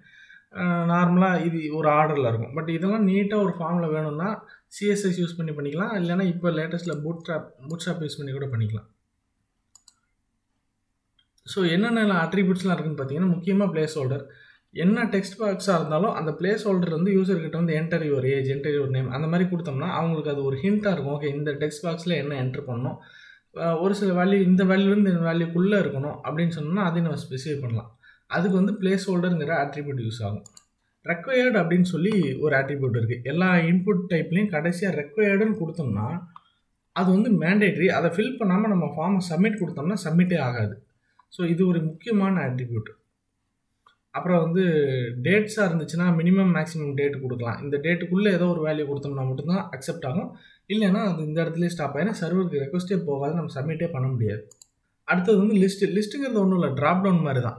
நம்ம கிளிக் பண்ணோம்னா கீழே ஒரு 5 வேல்யூ 10 வேல்யூ 1 by 1 வரும். அது ஏதாவது ஒன்று செலக்ட் பண்ணோம், அது செலக்டாக இருக்கும் பார்த்தீங்களா, அதுதான் வந்து லிஸ்ட்டு, டேட்டா லிஸ்ட்டு. அதோடைய ஃபார்மேட் இதுதான். இன்புட் டைப் லிஸ்ட்டு பிளேஸ் ஹோல்டர்னு போட்டுட்டு அடுத்தது அந்த டேட்டா லிஸ்ட்டில் என்னென்ன ஐடி, இந்த லிஸ்ட்டோடைய நேம் என்னவோ அந்த நேம் வந்து ஐடி கொடுத்துட்டு என்னென்ன ஆப்ஷன் வேணுமோ அதை வேல்யூவில் கொடுத்தோம்னா அது நமக்கு வந்து ட்ராப் டவுனாக வரும். ஸோ இதெல்லாம் அட்வான்டேஜ். கிட்டத்தட்ட பார்த்தீங்கன்னா இதெல்லாம் நம்ம ஓனாக எழுதுகிற கண்டென்ட் தான். யூஸரோடைய இன்ட்ராக்ஷனை இன்க்ரீஸ் பண்ணுறதுக்கும் அதே மாதிரி HTML5 கண்ட்ரோலில் பார்த்தீங்கன்னா நிறைய வேலிடேஷன் டிஃபால்ட்டாக ஆட் பண்ணியிருக்காங்க. முன்னாடிலாம் பார்த்தீங்கன்னா இந்த ரெக்வயர்டுன்ற ஆப்ஷன் இருக்குது பார்த்தீங்களா, சில வருஷங்களுக்கு முன்னாடி ரெக்வயர்டுங்கிற ஆப்ஷன்லாம் பார்த்தீங்கன்னா HTML5க்கு முன்னாடி ரெக்வயர்டுங்கிற ஆப்ஷன் வேணும் அப்படின்னா நம்ம வந்து தனியாக ஜாவா ஸ்கிரிப்ட்னு ஒரு கோடு எழுதி இந்த ஃபார்மில் ஸ்பெசிஃபிக்காக இந்தந்த டெக்ஸ்ட் ஃபீல்டு இல்லை இந்தந்த ஃபீல்டெல்லாம் என்ட்ரு பண்ணாமல் எம்டியாக இருந்துச்சுன்னா சப்மிட் கொடுத்தா சர்வருக்கு ரெக்வஸ்ட்டே போகாமல் இங்கேயே யூஸருக்கு வந்து இது ஃபில் பண்ணுங்கள், இது மேண்டேட்ரி ஃபில்லுன்னு காட்டுறதுக்கு கோடு எழுதுவோம். இப்போ வந்து அப்படி இல்லை. HTML5ல இந்த மாதிரி மோஸ்ட் ஃப்ரீக்வெண்ட்லி யூஸ்டு விஷயத்தை எல்லாத்தையுமே டிஃபால்ட்டாக அவங்களே வேலிடேஷனை ஆட் பண்ணிட்டாங்க. இந்த மாதிரி நிறைய ஃபீச்சர்ஸ் வந்து HTML5 கண்ட்ரோல் எலிமெண்ட்ஸில் இருக்குது. ஆக்சுவலாக இது டிஸ்அட்வான்டேஜ்னு சொல்ல முடியாது. எந்த ஒரு சிஸ்டமும் வந்து எவால்வ் ஆகி அடுத்தடுத்த ஸ்டெப் வரும்போது நல்ல மெருகேறி தான் வரும். இருந்தாலும் வந்து ஒரு சில வெப்சைட் பார்த்தீங்கன்னா ஓல்டர் HTMLலேயே தான் இருக்கும். பழைய ப்ரௌசர்லனா இந்த லேட்டஸ்ட் இது வந்து ஒரு சில காம்பனன்ட்ஸ் வந்து சப்போர்ட் ஆகாது. இதெல்லாம் சின்ன சின்ன டிஸ்அட்வான்டேஜ். அதுக்கப்புறம் real world use of HTML5 control பார்த்தீங்கன்னா மேக்ஸிமம் யூஸர்கிட்ட இன்புட் வாங்குறது ஒரு ஃபார்ம். ஏதோ ஒரு இடத்துல சைன்அப் ஃபார்ம் இருக்குது, ஏதோ ஒரு வெப்சைட்டுக்கு போகிறோம், சைன்அப் கொடுக்குது, சைன்அப்னு கொடுத்தோன்னே ஒரு ஃபார்ம் ஓப்பன் ஆகும், நம்ம ஃபில்அப் பண்ணி சைன்அப்னு கொடுக்குறோம். அந்த ஃபார்மே வந்து பார்த்திங்கன்னா உள்ளுக்குள்ள கண்ட்ரோல் எலிமெண்ட்ஸ் தான். இந்த ஃபார்முடைய ஜஸ்ட் பேசிக் கோட் நான் உங்களுக்கு காட்டுறேன். இப்போ நான் இமேஜாக காட்டின ஃபார்முடைய கோடு தான். ஃபார்ம்னு ஒரு டேகு, லேபிள்னு கொடுத்தா அந்த இடத்துல ஒரு டெக்ஸ்ட் வரும். அப்புறம் input, type, email, place holder. So இமெயில்னு ஒரு டெக்ஸ்ட் வந்து அப்புறம் அந்த ஒரு பாக்ஸ் வரும். அந்த பாக்ஸ்க்குள்ளே பிளேஸ் ஹோல்டர் வந்து என்டர் யுவர் இமெயில்னு வரும். ரெக்வயர்டுன்னு கொடுத்துட்டா இது இம்பார்ட்டன்ட் மேண்டேட்டரி ஃபீல்டு. அடுத்தது லேபிள், குவான்டிட்டி, அப்புறம் குவான்டிட்டிக்கான இன்புட் டைப்பு, அதை நம்பர்னு வச்சுட்டோம். மினிமம் மேக்ஸிமம் வச்சுட்டோம். ஸ்டெப் 1 போது மினிமம் 1லேருந்து 2 3 4 5 6 அந்த ஆர்டரில் வரும். 2 அப்படின்னா 1லேருந்து 3 5 அந்த மாதிரி 2 நம்பராக தாண்டி வரும். ஸோ இதுதான் வந்து நிறைய கண்ட்ரோல்ஸ் இருக்குது. இது டீட்டெயில் நீங்கள் பெருசாக எக்ஸ்பிளைன் பண்ண தேவை, உங்களுக்கே தெரியும். அதோடைய அவுட்புட் இதுதான். ஸோ இது வந்து HTML கண்ட்ரோல் எலமெண்ட்ஸை பற்றின ஒரு டீட்டெயில்டு கண்டென்ட். டெக்னாலஜிஸ் யூனிட் 1ல் ட்ராக் அண்ட் ட்ராப் அப்படிங்கிற ஒரு முக்கியமான ஃபீச்சர் பற்றி பார்க்க போகிறோம். ஸோ இது வரைக்கும் வந்து யூசர்கிட்ட இன்புட் வாங்கினது வந்து கிளிக்லேயோ இல்லை கீபோர்ட் டைப்லேயோ வாங்கிட்டு இருந்தோம். அடுத்த லெவல் ஆஃப் யூசர் இன்ட்ராக்ஷன் வந்து பார்த்திங்கன்னா ட்ராக் அண்ட் ட்ராப். இப்போ கூகுள் ட்ரைவில் எல்லாம் வந்து ஃபைல் அப்லோட் பண்ணுறோம், இல்லை அவுட்லுக்கில் OneDriveல அப்லோட் பண்ணுறோன்னா நம்ம ஃபைல்ஸ் வந்து மேக்ஸிமம் என்ன பண்ணுவோம், ட்ராக் பண்ணி அந்த இதுக்குள்ளே அந்த விண்டோக்குள்ளே ட்ராப் பண்ணோம்னா அது ஜஸ்ட் அப்லோட் ஆகிரும். ஸோ இந்த ட்ராக் அண்ட் ட்ராப் கண்ட்ரோல் தான் வந்து நம்ம பேச போகிறோம். HTML5ஓட ரொம்ப பவர்ஃபுல்லான ஃபீச்சர். யூசர் வந்து ஃபார் எக்ஸாம்பிள் அதில் போய் கிளிக் பண்ணி ஃபோல்டரை ப்ரௌஸ் பண்ணி ஃபைலை செலக்ட் பண்ணி அப்லோட் கொடுக்கறதுக்கு ஜஸ்ட்டு அந்த ஃபைல் வந்து பக்கத்தில் விண்டோவில் இருந்துச்சுன்னா அதை கிளிக் பண்ணி ட்ராக் பண்ணி உள்ளே போட்டோம்னா அது அப்லோட் ஆகிடும். இந்த ஃபீச்சர் தான் டீட்டெயிலாக நம்ம பார்க்க போகிறோம். ஸோ ஒரு ட்ராக் அண்ட் ட்ராப் ஃபீச்சர் வேணும்னா அதோடைய முக்கியமான அட்ரிபியூட் வந்து ட்ராகபிள் ட்ரூன்னு சொல்லி வைப்போம். ஃபார் எக்ஸாம்பிள் ட்ராகபிள் ட்ரூ அப்படின்னு சொல்லி ட்ராக் மீன் கொடுத்துட்டோம்னா அந்த பேராகிராஃப் மேலே நம்ம டெக்ஸ்ட் ஏதோ ஒன்று வந்து ட்ராக் பண்ணி உள்ளே கொண்டு வந்தோம்னா ட்ராப் பண்ணுறதுக்கான அந்த ஒரு யூசர் விஷுவலைசேஷன் காட்டும். பட் பின்னாடி நம்ம கோடு எழுதணும், அது வேறு. பட் அந்த ஒரு HTML காம்பனண்ட்டை வந்து ட்ராகபிளாக மாற்றுறது அந்த அட்ரிபியூட் வந்து ட்ராகபிள். ஓகே, இப்போ ட்ராகபிள்னு மட்டும் வச்சுட்டா போதுமா? அப்போ நான் வந்து ஒரு ஃபைல் அப்லோடு கான்செப்டில் வந்து ட்ராகபிள்னு வச்சுட்டேன். நான் ஃபைல் அதை ட்ராக் பண்ணி இதில் போட்டோன்னே ஃபைல் எப்படி உள்ளே போகும்? அதுக்கு பின்னாடி வந்து பார்த்திங்கன்னா ஈவெண்ட்ஸ் நடக்கணும்.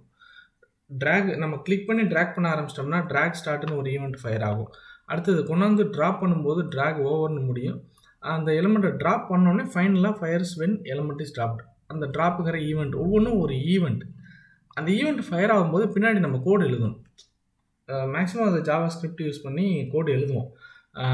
ஐட்டம் ட்ராக் பண்ணிட்டாங்களா, ஸ்டார்ட் பண்ணிட்டாங்களா, ஸ்டாப் பண்ணிட்டாங்களாங்கிறது எழுதி ட்ராக் ஸ்டாப் பண்ணும்போது அந்த ஃபைலை என்ன பண்ணணும், இல்லை அந்த ஃபைலோட பார்த்து ரீட் பண்ணுமா அந்த ஃபைல் அப்படிங்கிறதெல்லாம் நம்ம கோடு எழுதிட்டு அப்லோட் கான்செப்ட் நம்ம ஒரு டெவலப்பர் வந்து அந்த கோடாக எழுதுவாங்க. ஸோ இதில் பார்த்தீங்கன்னா ட்ராப்னு ஒரு ஈவெண்ட் இருக்குது. இது வந்து ஜாவா ஸ்கிரிப்ட் கோடு. ட்ராப்னு ஒரு ஈவெண்ட் இருக்குது. இப்போ வந்து ஒரு ஃபைலை வந்து ட்ராக் பண்ணி இந்த டேக்கில் தான் நம்ம கொடுத்துருக்கோம். அந்த டேக்கில் ட்ராப் பண்ணாங்கன்னா இந்த ஈவெண்ட் ஆட்டோமேட்டிக்காக ஃபயர் ஆகும். அதாவது இது கால் ஆனோடனே இந்த கோடு எக்ஸிக்யூட் ஆகும். ஸோ அந்த இடத்துல என்ன டெக்ஸ்ட் இருக்குது, அந்த ஃபைலோட பார்த்து என்னங்கிறத நம்ம எழுதி சம் லாஜிக் இதில் எழுதிக்கலாம். அதை என்ன பண்ணுங்கிறது எழுதிக்கலாம். அப்லோட் பண்ணணுமா, இல்லை கிளிக் பண்ணணும் அப்லோட் பண்ணணுமா, இல்லை எதுவும் பண்ணக்கூடாதா, இல்லை ஃபைல் நேம் மட்டும் டிஸ்பிளே பண்ணுமா, எதை வேணாலும் நம்ம எழுதிக்கலாம். ஸோ இது எல்லாமே ஈவெண்ட்ஸ் தான். சொன்னேன் ட்ராக்குங்கிறது ஸ்டார்ட் பண்ணோன்னே நம்ம ட்ராக் பண்ணி ஒரு பொசிஷன்லேருந்து இங்கிட்டு இப்படி நவுத்திக்கிட்டு வர இந்த ட்ராக்ங்கிறது ஃபயர் ஆகிட்டே இருக்கும். ட்ராக் எண்டுங்கிறது நம்ம அப்படி நவுத்திட்டு இருக்கிறோம், அப்படி ஸ்டாப் பண்ணிட்டோம்னா ட்ராக் எண்டு. பட் இன்னும் கிளிக்கை விடல, கிளிக் பண்ணிகிட்டே தான் இருக்குன்னு வச்சுக்கோங்க. கிளிக் பண்ணி ட்ராக் பண்ணிகிட்டே வரோம், நடுவில் நிறுத்தினோம்னா ட்ராக் எண்டு. அப்புறம் ட்ராகை ட்ராப் பண்ணால் அவங்களுக்கு ட்ராக் என்டருங்கிறது வரும். அப்புறம் drag over, drag leave, drop. So இது எல்லாமே ட்ராக் அண்ட் ட்ராப்போடைய இண்டிவிஜுவல் ஈவெண்ட்ஸ். ஸோ அட்வான்டேஜ் என்னென்னு பார்த்தீங்கன்னா முக்கியமாக ஃபைல் அப்லோடு தான். அந்த ட்ராக் அண்ட் ட்ராப்பில் நம்ம மேக்ஸிமம் வெப்சைட்டில் ஃபைல் அப்லோடு. இந்த ஃபைல் அப்லோடை வந்து நிறைய நம்ம CSS வச்சு கஸ்டமைஸ்டாக இன்னும் அழகுபடுத்திக்கலாம். HTML ஃபைலில் மட்டும் தான் இந்த ஃபீச்சர் இருக்குது. ப்ரீவியஸ் வெர்ஷன்ஸில் இது சப்போர்ட் ஆகாது. டிஸ்அட்வான்டேஜ்னு இல்லை. இப்போ ஃபார் எக்ஸாம்பிள் இந்த கண்டென்ட்லாம் பார்த்தீங்கன்னா ஜென்ரலைஸ்ட் கண்டென்ட் தான். ட்ராக் அண்ட் ட்ராப்னு நம்ம சொல்கிறோம். இந்த ட்ராக் அண்ட் ட்ராப் எந்த இடத்துல யூஸ் ஆகுதுன்னு நம்ம ஒரு தடவை சொல்லிட்டோம்னா அந்த HTML5 கண்டென்ட் வச்சு நீங்களே கண்டென்ட் எழுதிடலாம். பட் சின்னதாக கண்டென்ட் கொடுக்கக்கூடாது. இதை வந்து ஒரு எக்ஸாம் பாயிண்ட் ஆஃப் வியூவில், கொஸ்டின் பாயிண்ட் ஆஃப் வியூவில் கொடுக்கணும்னா இந்த மாதிரி ஒரு ஸ்ட்ரக்சராக கொடுத்தா உங்களுக்கு கண்டென்ட் வந்து எழுதுறதுக்கு நிறையா வரும். ஸோ அதில் டிஸ்அட்வான்டேஜ் முக்கியமாக ஓல்டர் ப்ரௌசரில் இது சப்போர்ட் ஆகாது, அவ்வளோதான். ரியல் வேர்ல்டு யூஸு வெப்பேஜுக்குள்ளே ஃபைல் அப்லோடு, அப்புறம் கேம்ஸ் விளையாடும்போது ட்ராக் அண்ட் ட்ராப், இந்த மாதிரி ஒரு சில கேட்டகரிஸ்லாம் இருக்குது. வெப் டெக்னாலஜிஸ் யூனிட் 1ல் HTML பேஜில் ஒரு ஆடியோ ஃபைல் எப்படி ஆட் பண்ணுறதுங்கிற ஆடியோ டாபிக் பார்க்க போகிறோம்.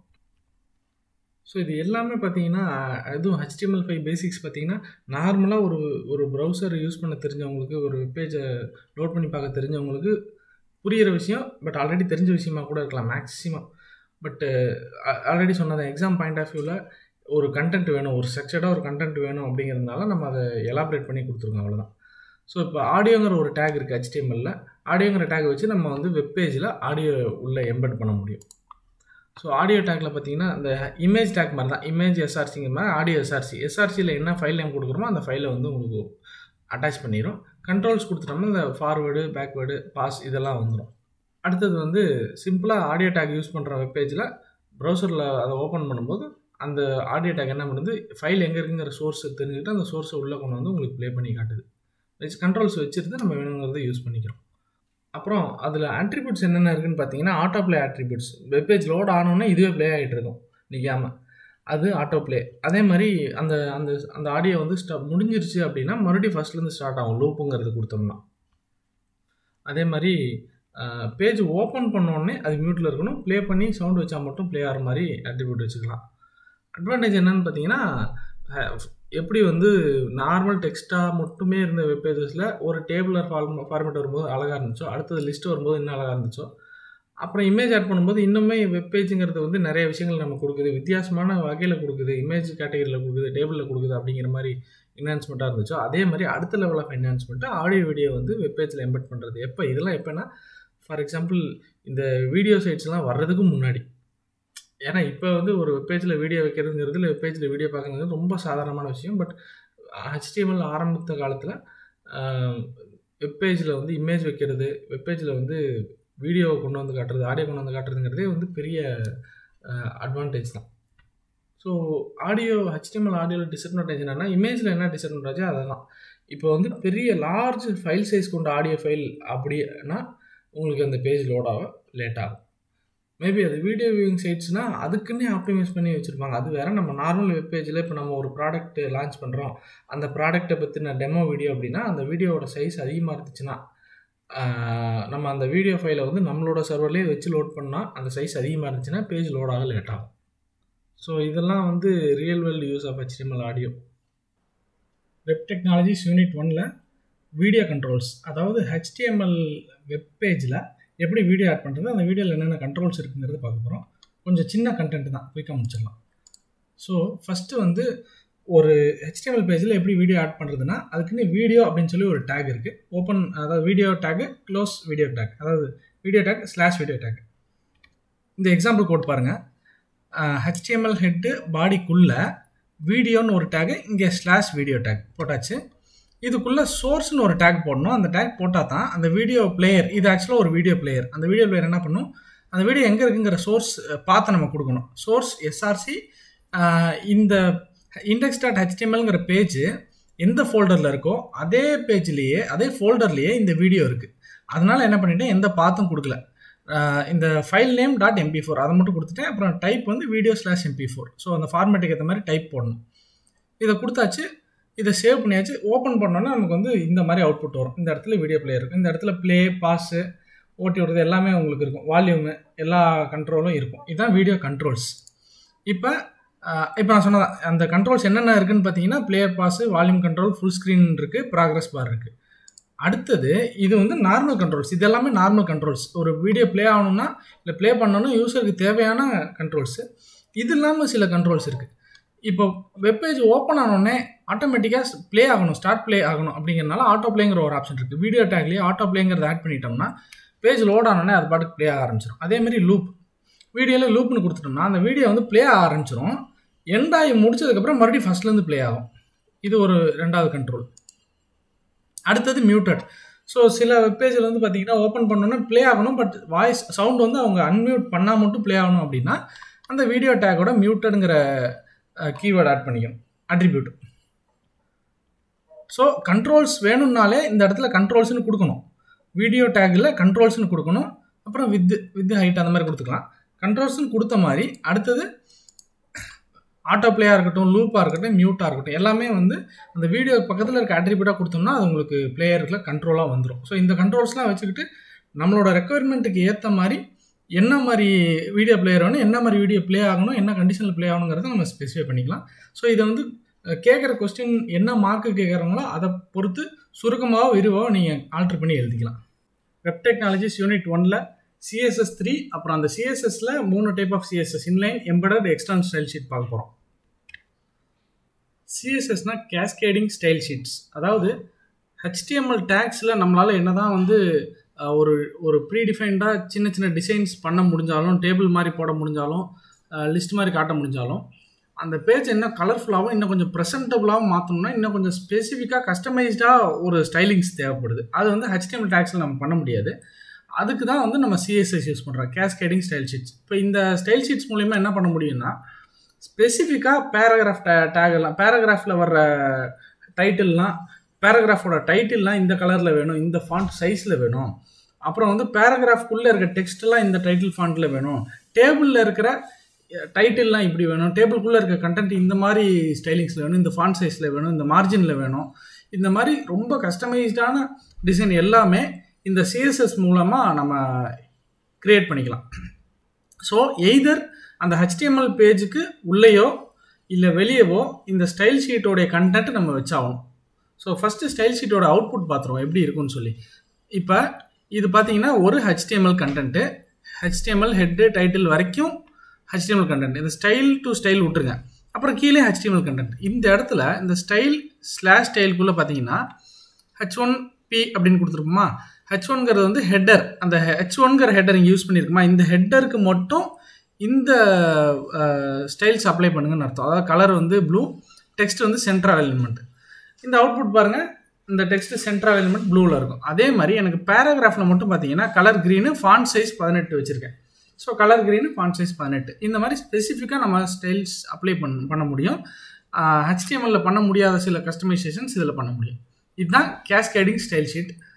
CSS 3ங்கிறது லேட்டஸ்ட், அவ்வளோதான். இப்போ இந்த CSSல என்னென்ன பண்ண முடியும்னு ஆல்ரெடி சொன்ன பாருங்க. Colour, background colour, table colour, font colour, font size, layout, spacing எல்லாமே பண்ணலாம். மார்ஜின் வரைக்கும் எல்லாம் பண்ணலாம். இந்த CSS வந்து நம்ம HTML பேஜில் வந்து 3 வகையை யூஸ் பண்ணலாம். ஒன்று வந்து பார்த்தீங்கன்னா இன்லைனு, ரெண்டாவது எம்பெடட், மூணாவது எக்ஸ்டர்னல். ஃபஸ்ட்டு இன்லைன் என்னென்னு நான் உங்களுக்கு சொல்கிறேன். ஸோ தனியாக இப்போ நான் ஃபஸ்ட் எக்ஸாம்பிள் காட்டின மாதிரி ஹெட்டு, அதுக்கப்புறம் ஸ்டைல்னு ஒரு டேக் போட்டு அந்த டேக்குள்ளே போட தேவையில்லை. ஃபஸ்ட்டு வந்து பார்த்தீங்கன்னா எந்த டேக்கோ அந்த டேக்லேயே ஸ்டைல்னு ஒரு அட்ரிபியூட் இருக்குது, அந்த ஸ்டைலுக்குள்ளேயே நம்ம அந்த ப்ராப்பர்ட்டி டிஃபைன் பண்ணிடலாம். இது வந்து blue heading, text align centre. அடுத்தது ஃபாண்ட் சைஸ் பண்ணிட்டு கலர் க்ரீன்ங்கிறத நம்ம முன்னாடி பார்த்த எக்ஸாம்பிளில் வந்ததை தனியாக ஸ்டைல் டேக்னு போடாமல் அந்த டேக்குள்ளேயே போட்டுக்கலாம். அப்படி போடுறதுக்கு பேர் இன்லைன். அந்த டேக் லைனுக்குள்ளேயே போடுறதுனால அதுக்கு பேர் இன்லைன் ஸ்டைல் ஷீட்டு. இந்த கோடோடைய அவுட்புட் பார்த்தீங்கன்னா இப்படி தான் இருக்கும். இப்போ இதில் என்ன டிஸ்அட்வான்டேஜ்னு பார்த்தீங்கன்னா, இன்னொரு H1 கிரியேட் பண்ணால் அந்த H1க்கு இது அப்ளை ஆகாது. இந்த ஸ்டைல் வந்து இந்த H1க்கு, இந்த திஸ் இஸ் ப்ளூ ஹெட்டிங்கிற டெக்ஸ்ட்டுக்கு மட்டும்தான் அப்ளை ஆகும். இன்னொரு H1க்கு வேணும்னா அது நம்ம வேறு தான் கிரியேட் பண்ணணும். அப்போ எனக்கு வந்து கரெக்டாக இந்த ஹெட்டிங் மட்டும் இந்த ப்ராப்பர்ட்டியில் வேணும், மற்ற H1 எல்லாம் நார்மலாக இருக்கணும்னா இந்த மாதிரி இன்லைன் யூஸ் பண்ணிக்கலாம். அடுத்தது எம்பெடட், அதாவது இன்டர்னல் CSS. இந்த இன்டர்னல் CSS தான் நம்ம ஃபஸ்ட்டு பார்த்த எக்ஸாம்பிள். HTML ஹெட்டு, டைட்டில், அப்புறம் பார்த்தீங்கன்னா ஸ்டைல் டேக்குள்ளே நம்ம என்னென்ன வேணுமோ எல்லாம் எழுதிக்கலாம். அப்படி எழுதுறது வந்து அந்த பேஜில் இருக்க எல்லா, இப்போ பாடின்னு சொல்லி பேக்ரவுண்ட் கலர் லைட் கிரேன்னு சொல்கிறேன், அப்போ அது அந்த என்டையர் பேஜுக்கும் அப்ளிகபிள் ஆகும். அதே மாதிரி H1 colour red, text align centre. அது என்ன ஆகும்னா இந்த என்டையர் வெப் பேஜ்லேயுமே H1ன்னு நம்ம போட்டோன்னா அந்த H1க்கு இந்த 2 ப்ராப்பர்ட்டியும் அப்ளை ஆயிரும். ஸோ இது வந்து HTML பேஜுக்குள்ளேயே தான் இருக்கும், ஆனால் லைனில் இருக்காது, வெளியே இருக்கும். ஸோ அதுக்கு பேர் இன்டர்னல் ஆர் எம்பெடட் CSS. இந்த கோடோடைய அவுட்புட் இதுதான்.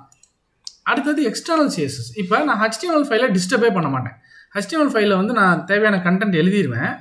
CSS ஃபைல் தனியாக styles.css இல்லை வேறு ஏதோ ஒரு பேரில் .cssங்கிற எக்ஸ்டென்ஷனில் ஒரு ஃபைல் கிரியேட் பண்ணி அந்த ப்ராப்பர்ட்டிஸ் என்னென்ன ப்ராப்பர்ட்டிஸ் வேணுமோ அதெல்லாம் போட்டு வச்சுக்குவேன். பாடி, ஓப்பன் பிரேசஸ், க்ளோஸ் பிரேசஸ், அதுக்குள்ளே என்னென்ன ப்ராப்பர்ட்டி வேணுமோ வச்சுக்கிட்டு செமிகோலன் வச்சுருவேன் எண்டில். இந்த மாதிரி எல்லா ப்ராப்பர்ட்டி டிஃபைன் பண்ணி styles.cssன்னு ஒரு ஃபைல் சேவ் பண்ணி வச்சுக்கோங்க தனியாக. இப்போ இந்த இடத்துல என்ன பண்ணுவேன், டைட்டிலுக்கு அப்புறம் லிங்க் ரிலேஷன் வந்து REL வந்து ஸ்டைல் ஷீட்டு, டைப் வந்து டெக்ஸ்ட் CSS. இந்த இடத்துல அந்த CSS ஃபைலோடைய நேமு பார்த்து இந்த இடத்துல கொடுத்துட்டேன்னா ரன் பண்ணும்போது HTML ப்ரௌசர் என்ன பண்ணும், ஓகே இந்த இடத்துல ஒரு ஸ்டைல் ஷீட் இருக்குது, அந்த ஸ்டைல் ஷீட் எடுத்தாந்து அந்த ஸ்டைலை வந்து இந்த என்டையர் பேஜுக்கும் அப்ளை பண்ணிடும். ஸோ பார்த்தீங்கன்னா எனக்கு இந்த இடத்துல HTML பேஜ் வச்சுருக்கேன். அதே ஃபோல்டர்லேயே styles.css வச்சுருக்கேன். இந்த சிஎஸ்எஸ் ஐகான் சிஎஸ்எஸ்ன்னு கொடுத்ததுனால அந்த ஐகான் பாருங்கள், ஸ்டைல் ஷீட்டுங்கிற சிம்பிள் வந்துருச்சு. ஸோ இப்போ நான் இந்த இண்டெக்ஸ் ஃபைல் ஓப்பன் பண்ணேன்னா எனக்கு இந்த மாதிரி வரும் அவுட்புட். ஸோ இதுதான் 3 type of style sheet: inline, internal, external. Web technologies unit 1ல் சிஎஸ்எஸில் ரூல் கேஸ்கேடிங் அப்படிங்கிற கான்செப்ட் பார்க்க போகிறோம். இப்போ வந்து சிஎஸ்எஸ் பார்த்தீங்கன்னா 3 வகையாக ஒரு HTML பேஜுக்கு அப்ளை பண்ணலாங்கிறத பார்த்தோம். ஒன்று வந்து இன்லைன், அதாவது அந்த டேக்குள்ளேயே ஸ்பெசிஃபை பண்ணலாம். அடுத்தது வந்து இன்டர்னல், அந்த HTML பேஜில் ஸ்டைல் அப்படிங்கிற டேக்குள்ளே நம்ம ஸ்டைல்ஸை ஸ்பெசிஃபை பண்ணலாம். இல்லையா தனியாக ஒரு சிஎஸ்எஸ் ஃபைல் எழுதி அந்த ஃபைலுக்குள்ளே ஸ்டைலிங்ஸ் எல்லாத்தையும் ஆட் பண்ணலாம். இந்த 3 வகையை ஆட் பண்ணலாம். இப்போ ஒரு இடத்துல என்ன ஒரு ஆம்பிகுவிட்டி, ஒரு பிரச்சனை வருது அப்படின்னு பார்த்தீங்கன்னா, ஒரே பேராகிராஃப்ங்கிற டேகுக்கு 3 இடத்துலையும் நான் டிஃப்ரெண்ட் ஸ்டைலிங்ஸ் கொடுத்துருக்கேன். ஃபஸ்ட்டு இன்லைனில் ஒன்று கொடுத்துருக்கேன் கலர் ரெட்டுன்னு, இன்டர்னலில் கலர் க்ரீன் கொடுத்துருக்கேன், எக்ஸ்டர்னல் ஸ்டைல் ஷீட்டில் கலர் ப்ளூன்னு கொடுத்துருக்கேன். இப்போ ப்ரௌசர் எதை எடுத்துக்கும் அப்படிங்கிற டவுட் வருது பார்த்தீங்களா? அந்த டவுட்டில் எந்த ஆர்டரில் ப்ரௌசர் இம்பார்ட்டன்ஸ் கொடுக்கும், எதை ஃபஸ்ட்டு எடுத்துக்கும், எதை அப்ளை பண்ணுங்கிறத படிக்கிறதா ரூல் கேஸ்கேடிங். இப்போ இதோட ஆர்டர் என்னன்னு பார்த்தீங்கன்னா, ஃபஸ்ட்டு எப்பயுமே ஒரு ப்ரௌசர் வந்து அந்த டேகுக்குள்ளேயே ஸ்டைல் இருக்கா அப்படிங்கிறத பார்க்கும். டேகுக்குள்ளே ஒரு ஸ்டைல் இருந்துச்சுன்னா ஃபஸ்ட்டு அதை தான் அப்ளை பண்ணும். வேறு இன்டர்னலில் இல்லை எக்ஸ்டர்னலில் இருந்தாலும் அதை கண்டுக்காது. டேகுக்குள்ளே ஸ்டைல் இருந்தால் அதுதான் ஃபஸ்ட்டு அப்ளை ஆகும். டேகுக்குள்ளேயே இப்போ ஸ்டைல் இல்லை, ஆனால் இன்டர்னல் இருக்குன்னா, இன்டர்னல் எக்ஸ்டர்னல் இருக்குது அப்படின்னா, இன்டர்னல் என்ன இருக்கோ அதை அப்ளை பண்ணும். கலர் க்ரீனுங்கிறது வரும். இல்லை அதாவது இன்லைன்லேயும் இல்லை இன்டர்னல்லையும் இல்லைன்னா மட்டும்தான் எக்ஸ்டர்னல் ஸ்டைல் ஷீட்டில் இருக்க டேட்டாவை இருக்க ஸ்டைலிங்ஸை அப்ளை பண்ணும். ஸோ அதை தான் உங்களுக்கு எக்ஸாம்பிளாக காட்டியிருக்கேன்.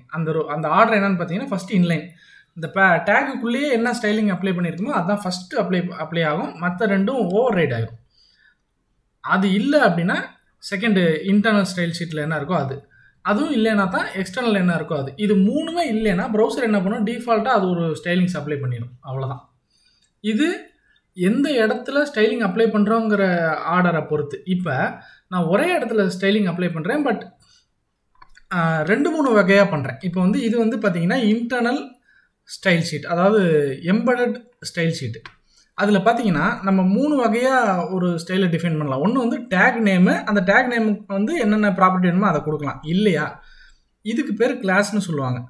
ஒரு கிளாஸ் க்ரியேட் பண்ணி அந்த கிளாஸ்க்குன்னு ஒரு ப்ராப்பர்ட்டிஸ் வச்சிடலாம். கலர் க்ரீனு, ஃபாண்ட் சைஸ் இதுன்னு கொடுத்துட்டு எங்கெங்கெல்லாம் அது நமக்கு வேணுமோ அங்கங்கெல்லாம் அந்த கிளாஸ் ஈக்குவல் டுன்னு கொடுத்துக்கலாம். இல்லையா ஒரு ஹேஷ் யூனிக் அப்படின்னா ஒரு ஐடி, அந்த ஐடி எங்கே இருக்கோ அந்த ஐடிக்கு அப்ளை ஆகும். ஸோ இந்த 3 வகையாக நான் ஸ்டைலிங்ஸ் கொடுக்கலாம். இப்போ இன்டர்னல் மட்டும்தான் நம்ம கொடுத்துருக்கோம், இன்லைன் இல்லை, எக்ஸ்டர்னல் இல்லை. இப்போ ஒரே கேட்டகரி தான். இப்போ எதை வந்து டிஃபால்ட்டாக அப்ளை பண்ணும். ஏன் அப்படின்னா, நான் பேராகிராஃப் டேகுக்கு கலர் ப்ளூ கொடுத்துருக்கேன், ஓகே. இம்பார்ட்டன்ட்னு கொடுத்து கலர் க்ரீன் கொடுத்துருக்கேன், அப்போ கிளாஸ் ஈக்குவல் டு இம்பார்ட்டன்ட்னு கொடுத்துட்டேன்.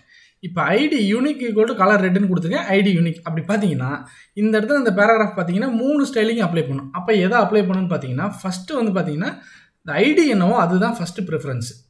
ஐடியோட வேல்யூ ரெட்டு தான் உங்களுக்கு பிரிண்ட் ஆகும், ரெட் கலர் தான் ஃபாண்ட்டுக்கு வரும். இல்லையா இந்த ஐடி இல்லைன்னா தான் செகண்ட் பார்த்தீங்கன்னா கிளாஸ் நேம். இந்த கிளாஸ் நேமும் இல்லைன்னா மட்டும்தான் டேகுக்கு கொடுக்குற ஸ்டைலிங்ஸை அப்ளை பண்ணும்.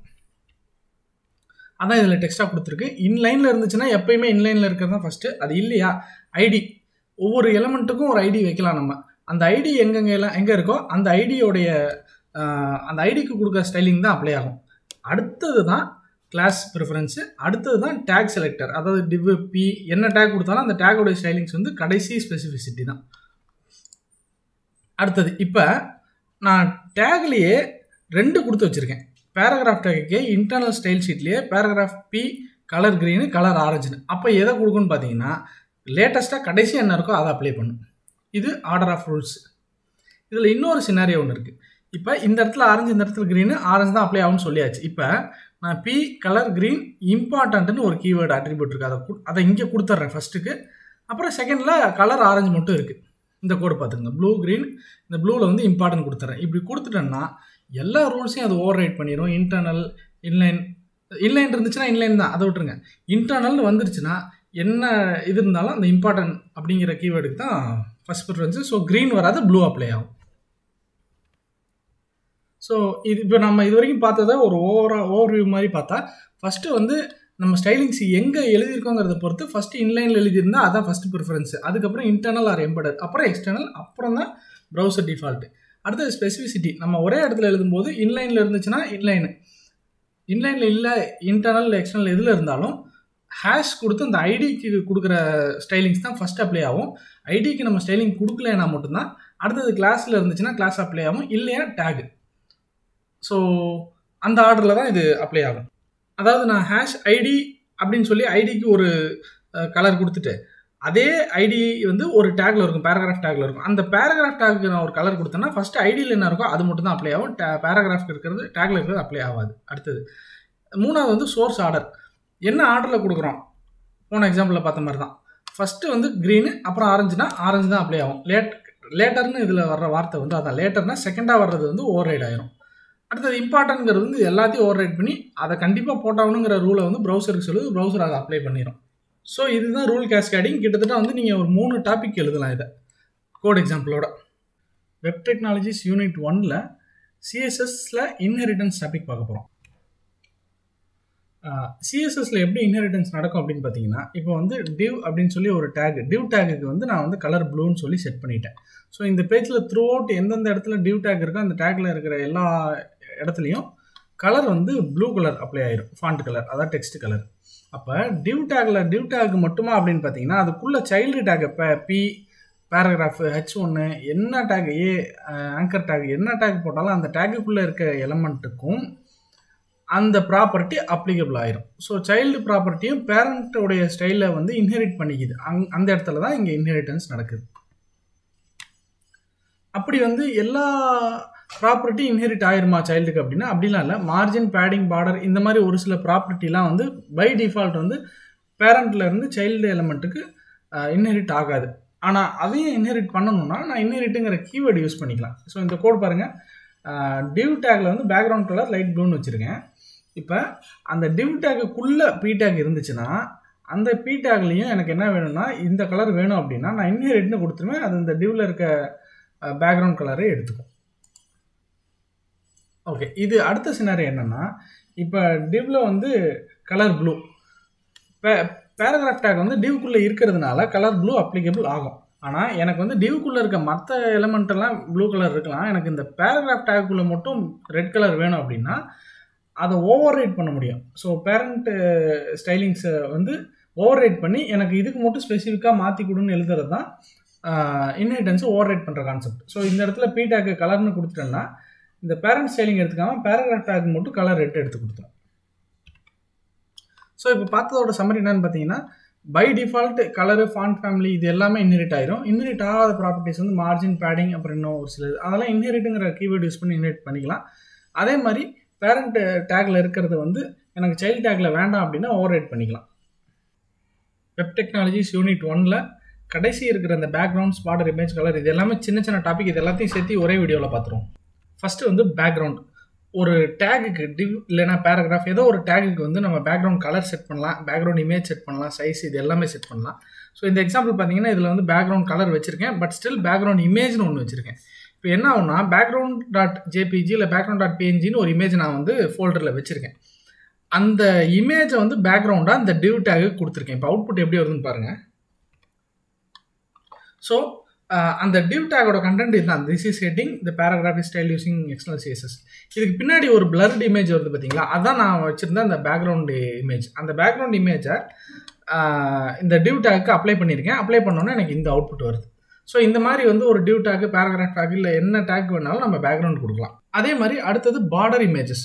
ஸோ ஒரு டிவ் டேக் இல்லை பேராகிராஃப் டேக் அகைன் எந்த டேக்குக்கும் வேணாலும் ஒரு பார்டர் கொடுத்து அந்த பார்டரில் இமேஜை செட் பண்ண முடியும். இப்போ நான் என்ன பண்ணியிருக்கேன்னா ஒரு டிசைன் இமேஜ் ஒன்று டவுன்லோட் பண்ணி அந்த டிசைன் இமேஜை பார்டராக வச்சுருக்கேன்.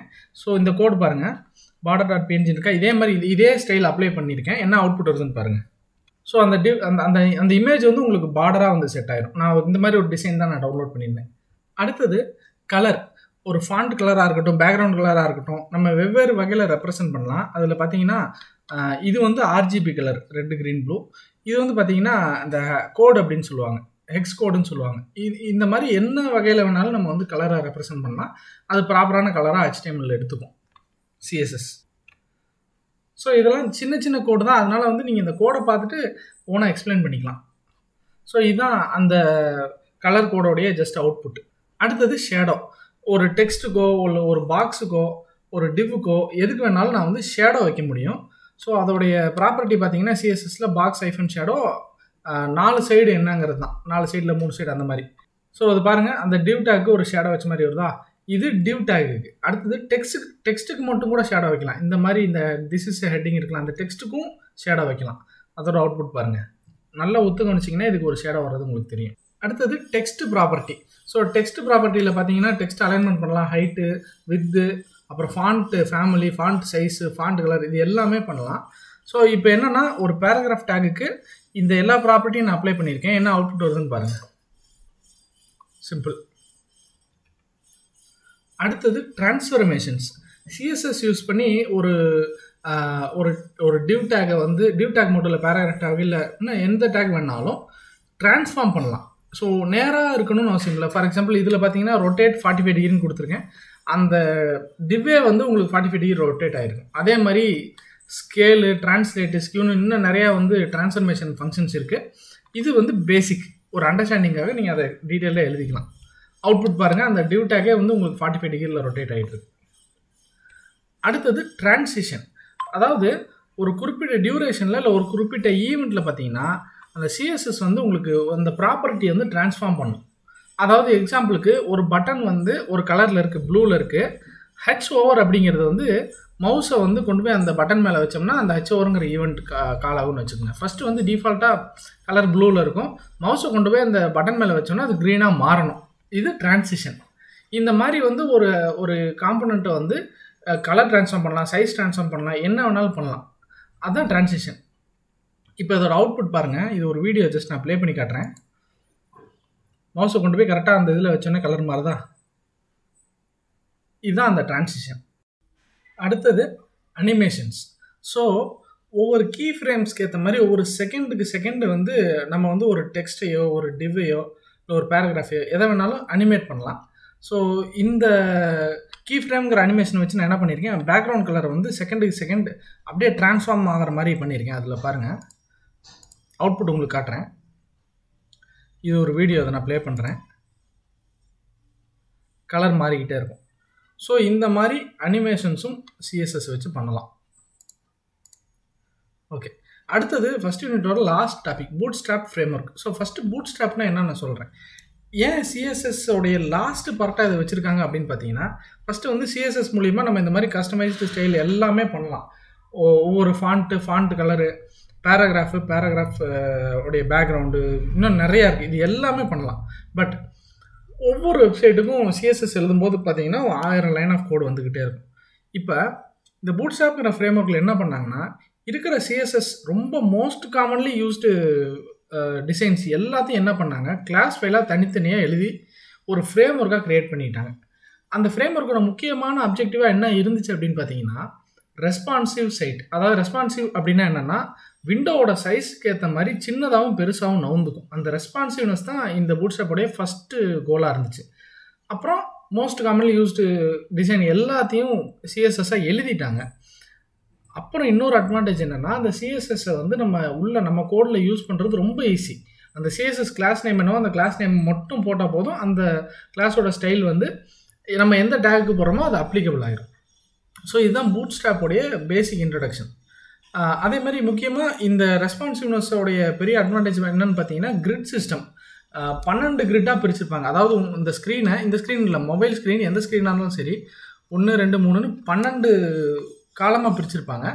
நம்ம வந்து ஒவ்வொரு காம்பனண்ட் பிளேஸ் பண்ணும்போது அது எத்தனை காலமில் ஆக்குபை பண்ணணும், எத்தனாவது காலம் ஆக்குபை பண்ணணுங்கிறத வரைக்கும் நம்ம டிசைன் பண்ண முடியும். ஸோ அப்போ வந்து என்ன ஆகும், வித்து சைஸ் குறையும் போது அந்த காம்பனண்ட் ஆட்டோமேட்டிக்காக அந்த சைஸ்க்கு ஏற்ற மாதிரி அலைன் ஆகிக்கும். அதை நான் உங்களுக்கு இப்போ அடுத்தது வந்து ஒரு அவுட்புட் காட்டும்போது உங்களுக்கு புரியும்.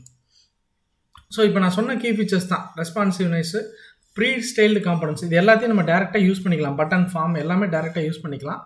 அப்புறம் வந்து கஸ்டமைசபிள். அதுக்கப்புறம் இந்த பட்டன்ஸ் யூஸ் பண்ணி அந்த பட்டன் டிசைன்லேருந்து எக்ஸ்ட்ரா நம்ம ஏதாவது ஆட் பண்ணணுனாலும் ஆட் பண்ணிக்கலாம். எல்லா ப்ரௌசர்லேயும் மேக்ஸிமம் ஒர்க் ஆகும். மொபைல் தான் ஃபஸ்ட்டு ப்ரியாரிட்டி, ஏன்னா மொபைல் டிவைஸ்க்கு இது ஒர்க் ஆகணும். இப்போ சிம்பிள் எக்ஸாம்பிள் ஒன்று சொல்கிறேன் பாருங்க.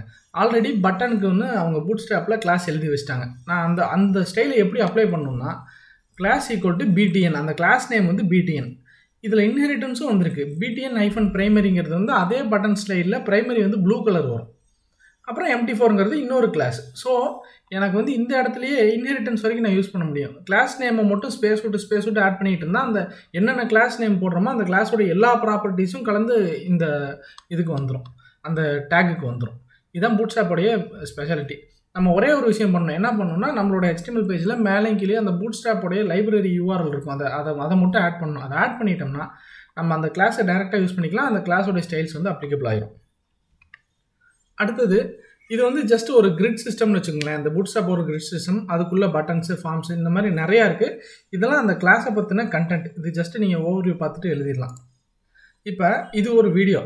இந்த இதில் பாருங்கள் 2 கோட் இருக்குது. ஒன்று வந்து பார்த்தீங்கன்னா ரெண்டுமே ஒரே கோடு தான். இதில் ஒரே ஒரு டிஃப்ரென்ஸ் நீங்கள் பார்க்க முடியும். என்னென்னு பார்த்தீங்கன்னா, இதில் 39th லைனில் ஒரு URL இருக்கும். அதே மாதிரி இதில் 8வது லைனில் ஒரு URL இருக்கும். இந்த 2 லைன் வந்து இந்த பேஜில் இருக்காது. இதுதான் பூட் ஸ்ட்ராப்போடைய CSS class, JS class, CSS file, JS file. அதே கோடில் CSS, JS அந்த பூட் ஸ்ட்ராப்போடது இருக்காது. ஸோ இப்போ இந்த 2 ஃபைலையும் நான் ரன் பண்ணுறேன். அவுட்புட் பாருங்கள் எப்படி இருக்குன்னு. இந்த வீடியோ ப்ளே பண்ணுறேன். இப்போ இந்த பேஜ் எவ்வளோ அழகாக இருக்குது பார்த்தீங்களா? இப்போ இது எப்படி இருக்கா? இப்போ நான் என்ன பண்ணுவேன்னா, இந்த வித்தையும் ஹைட்டையும் மாற்றுவேன். அதுக்கேற்ற மாதிரி இந்த காம்போனன்ட்ஸ் எப்படி சுருங்கி விரிவடையுதுன்னு கவனிங்க.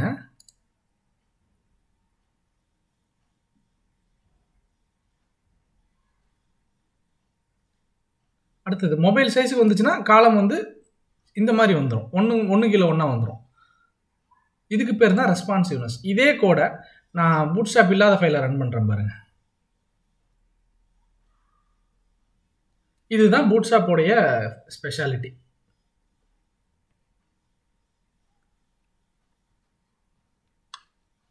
இந்த டாப்பிக்கோடைய நோட்ஸை எங்கள் வெப்சைட்லேயும் ஆட் பண்ணியிருக்கோம். Website name cscitexampreparation.in. அதில் போய் பாருங்கள். அதே மாதிரி programming, web app development, mobile app development இதெல்லாம் லேர்ன் பண்ணணும்னா எங்களுக்கு யூடியூப்ல இன்னொரு சேனல் இருக்குது. அந்த channel name the developer tools. அதில் 250க்கும் மேற்பட்ட ப்ரோக்ராமிங், மொபைல் ஆப் டெவலப்மெண்ட் சம்மந்தப்பட்ட வீடியோஸ் இருக்குது. நீங்கள் போய் பாருங்கள். கண்டிப்பாக உங்களுக்கு யூஸ்ஃபுல்லாக இருக்கும். சேனல் லிங்க்கு கீழே டிஸ்கிரிப்ஷனில் கொடுத்துருக்கேன்.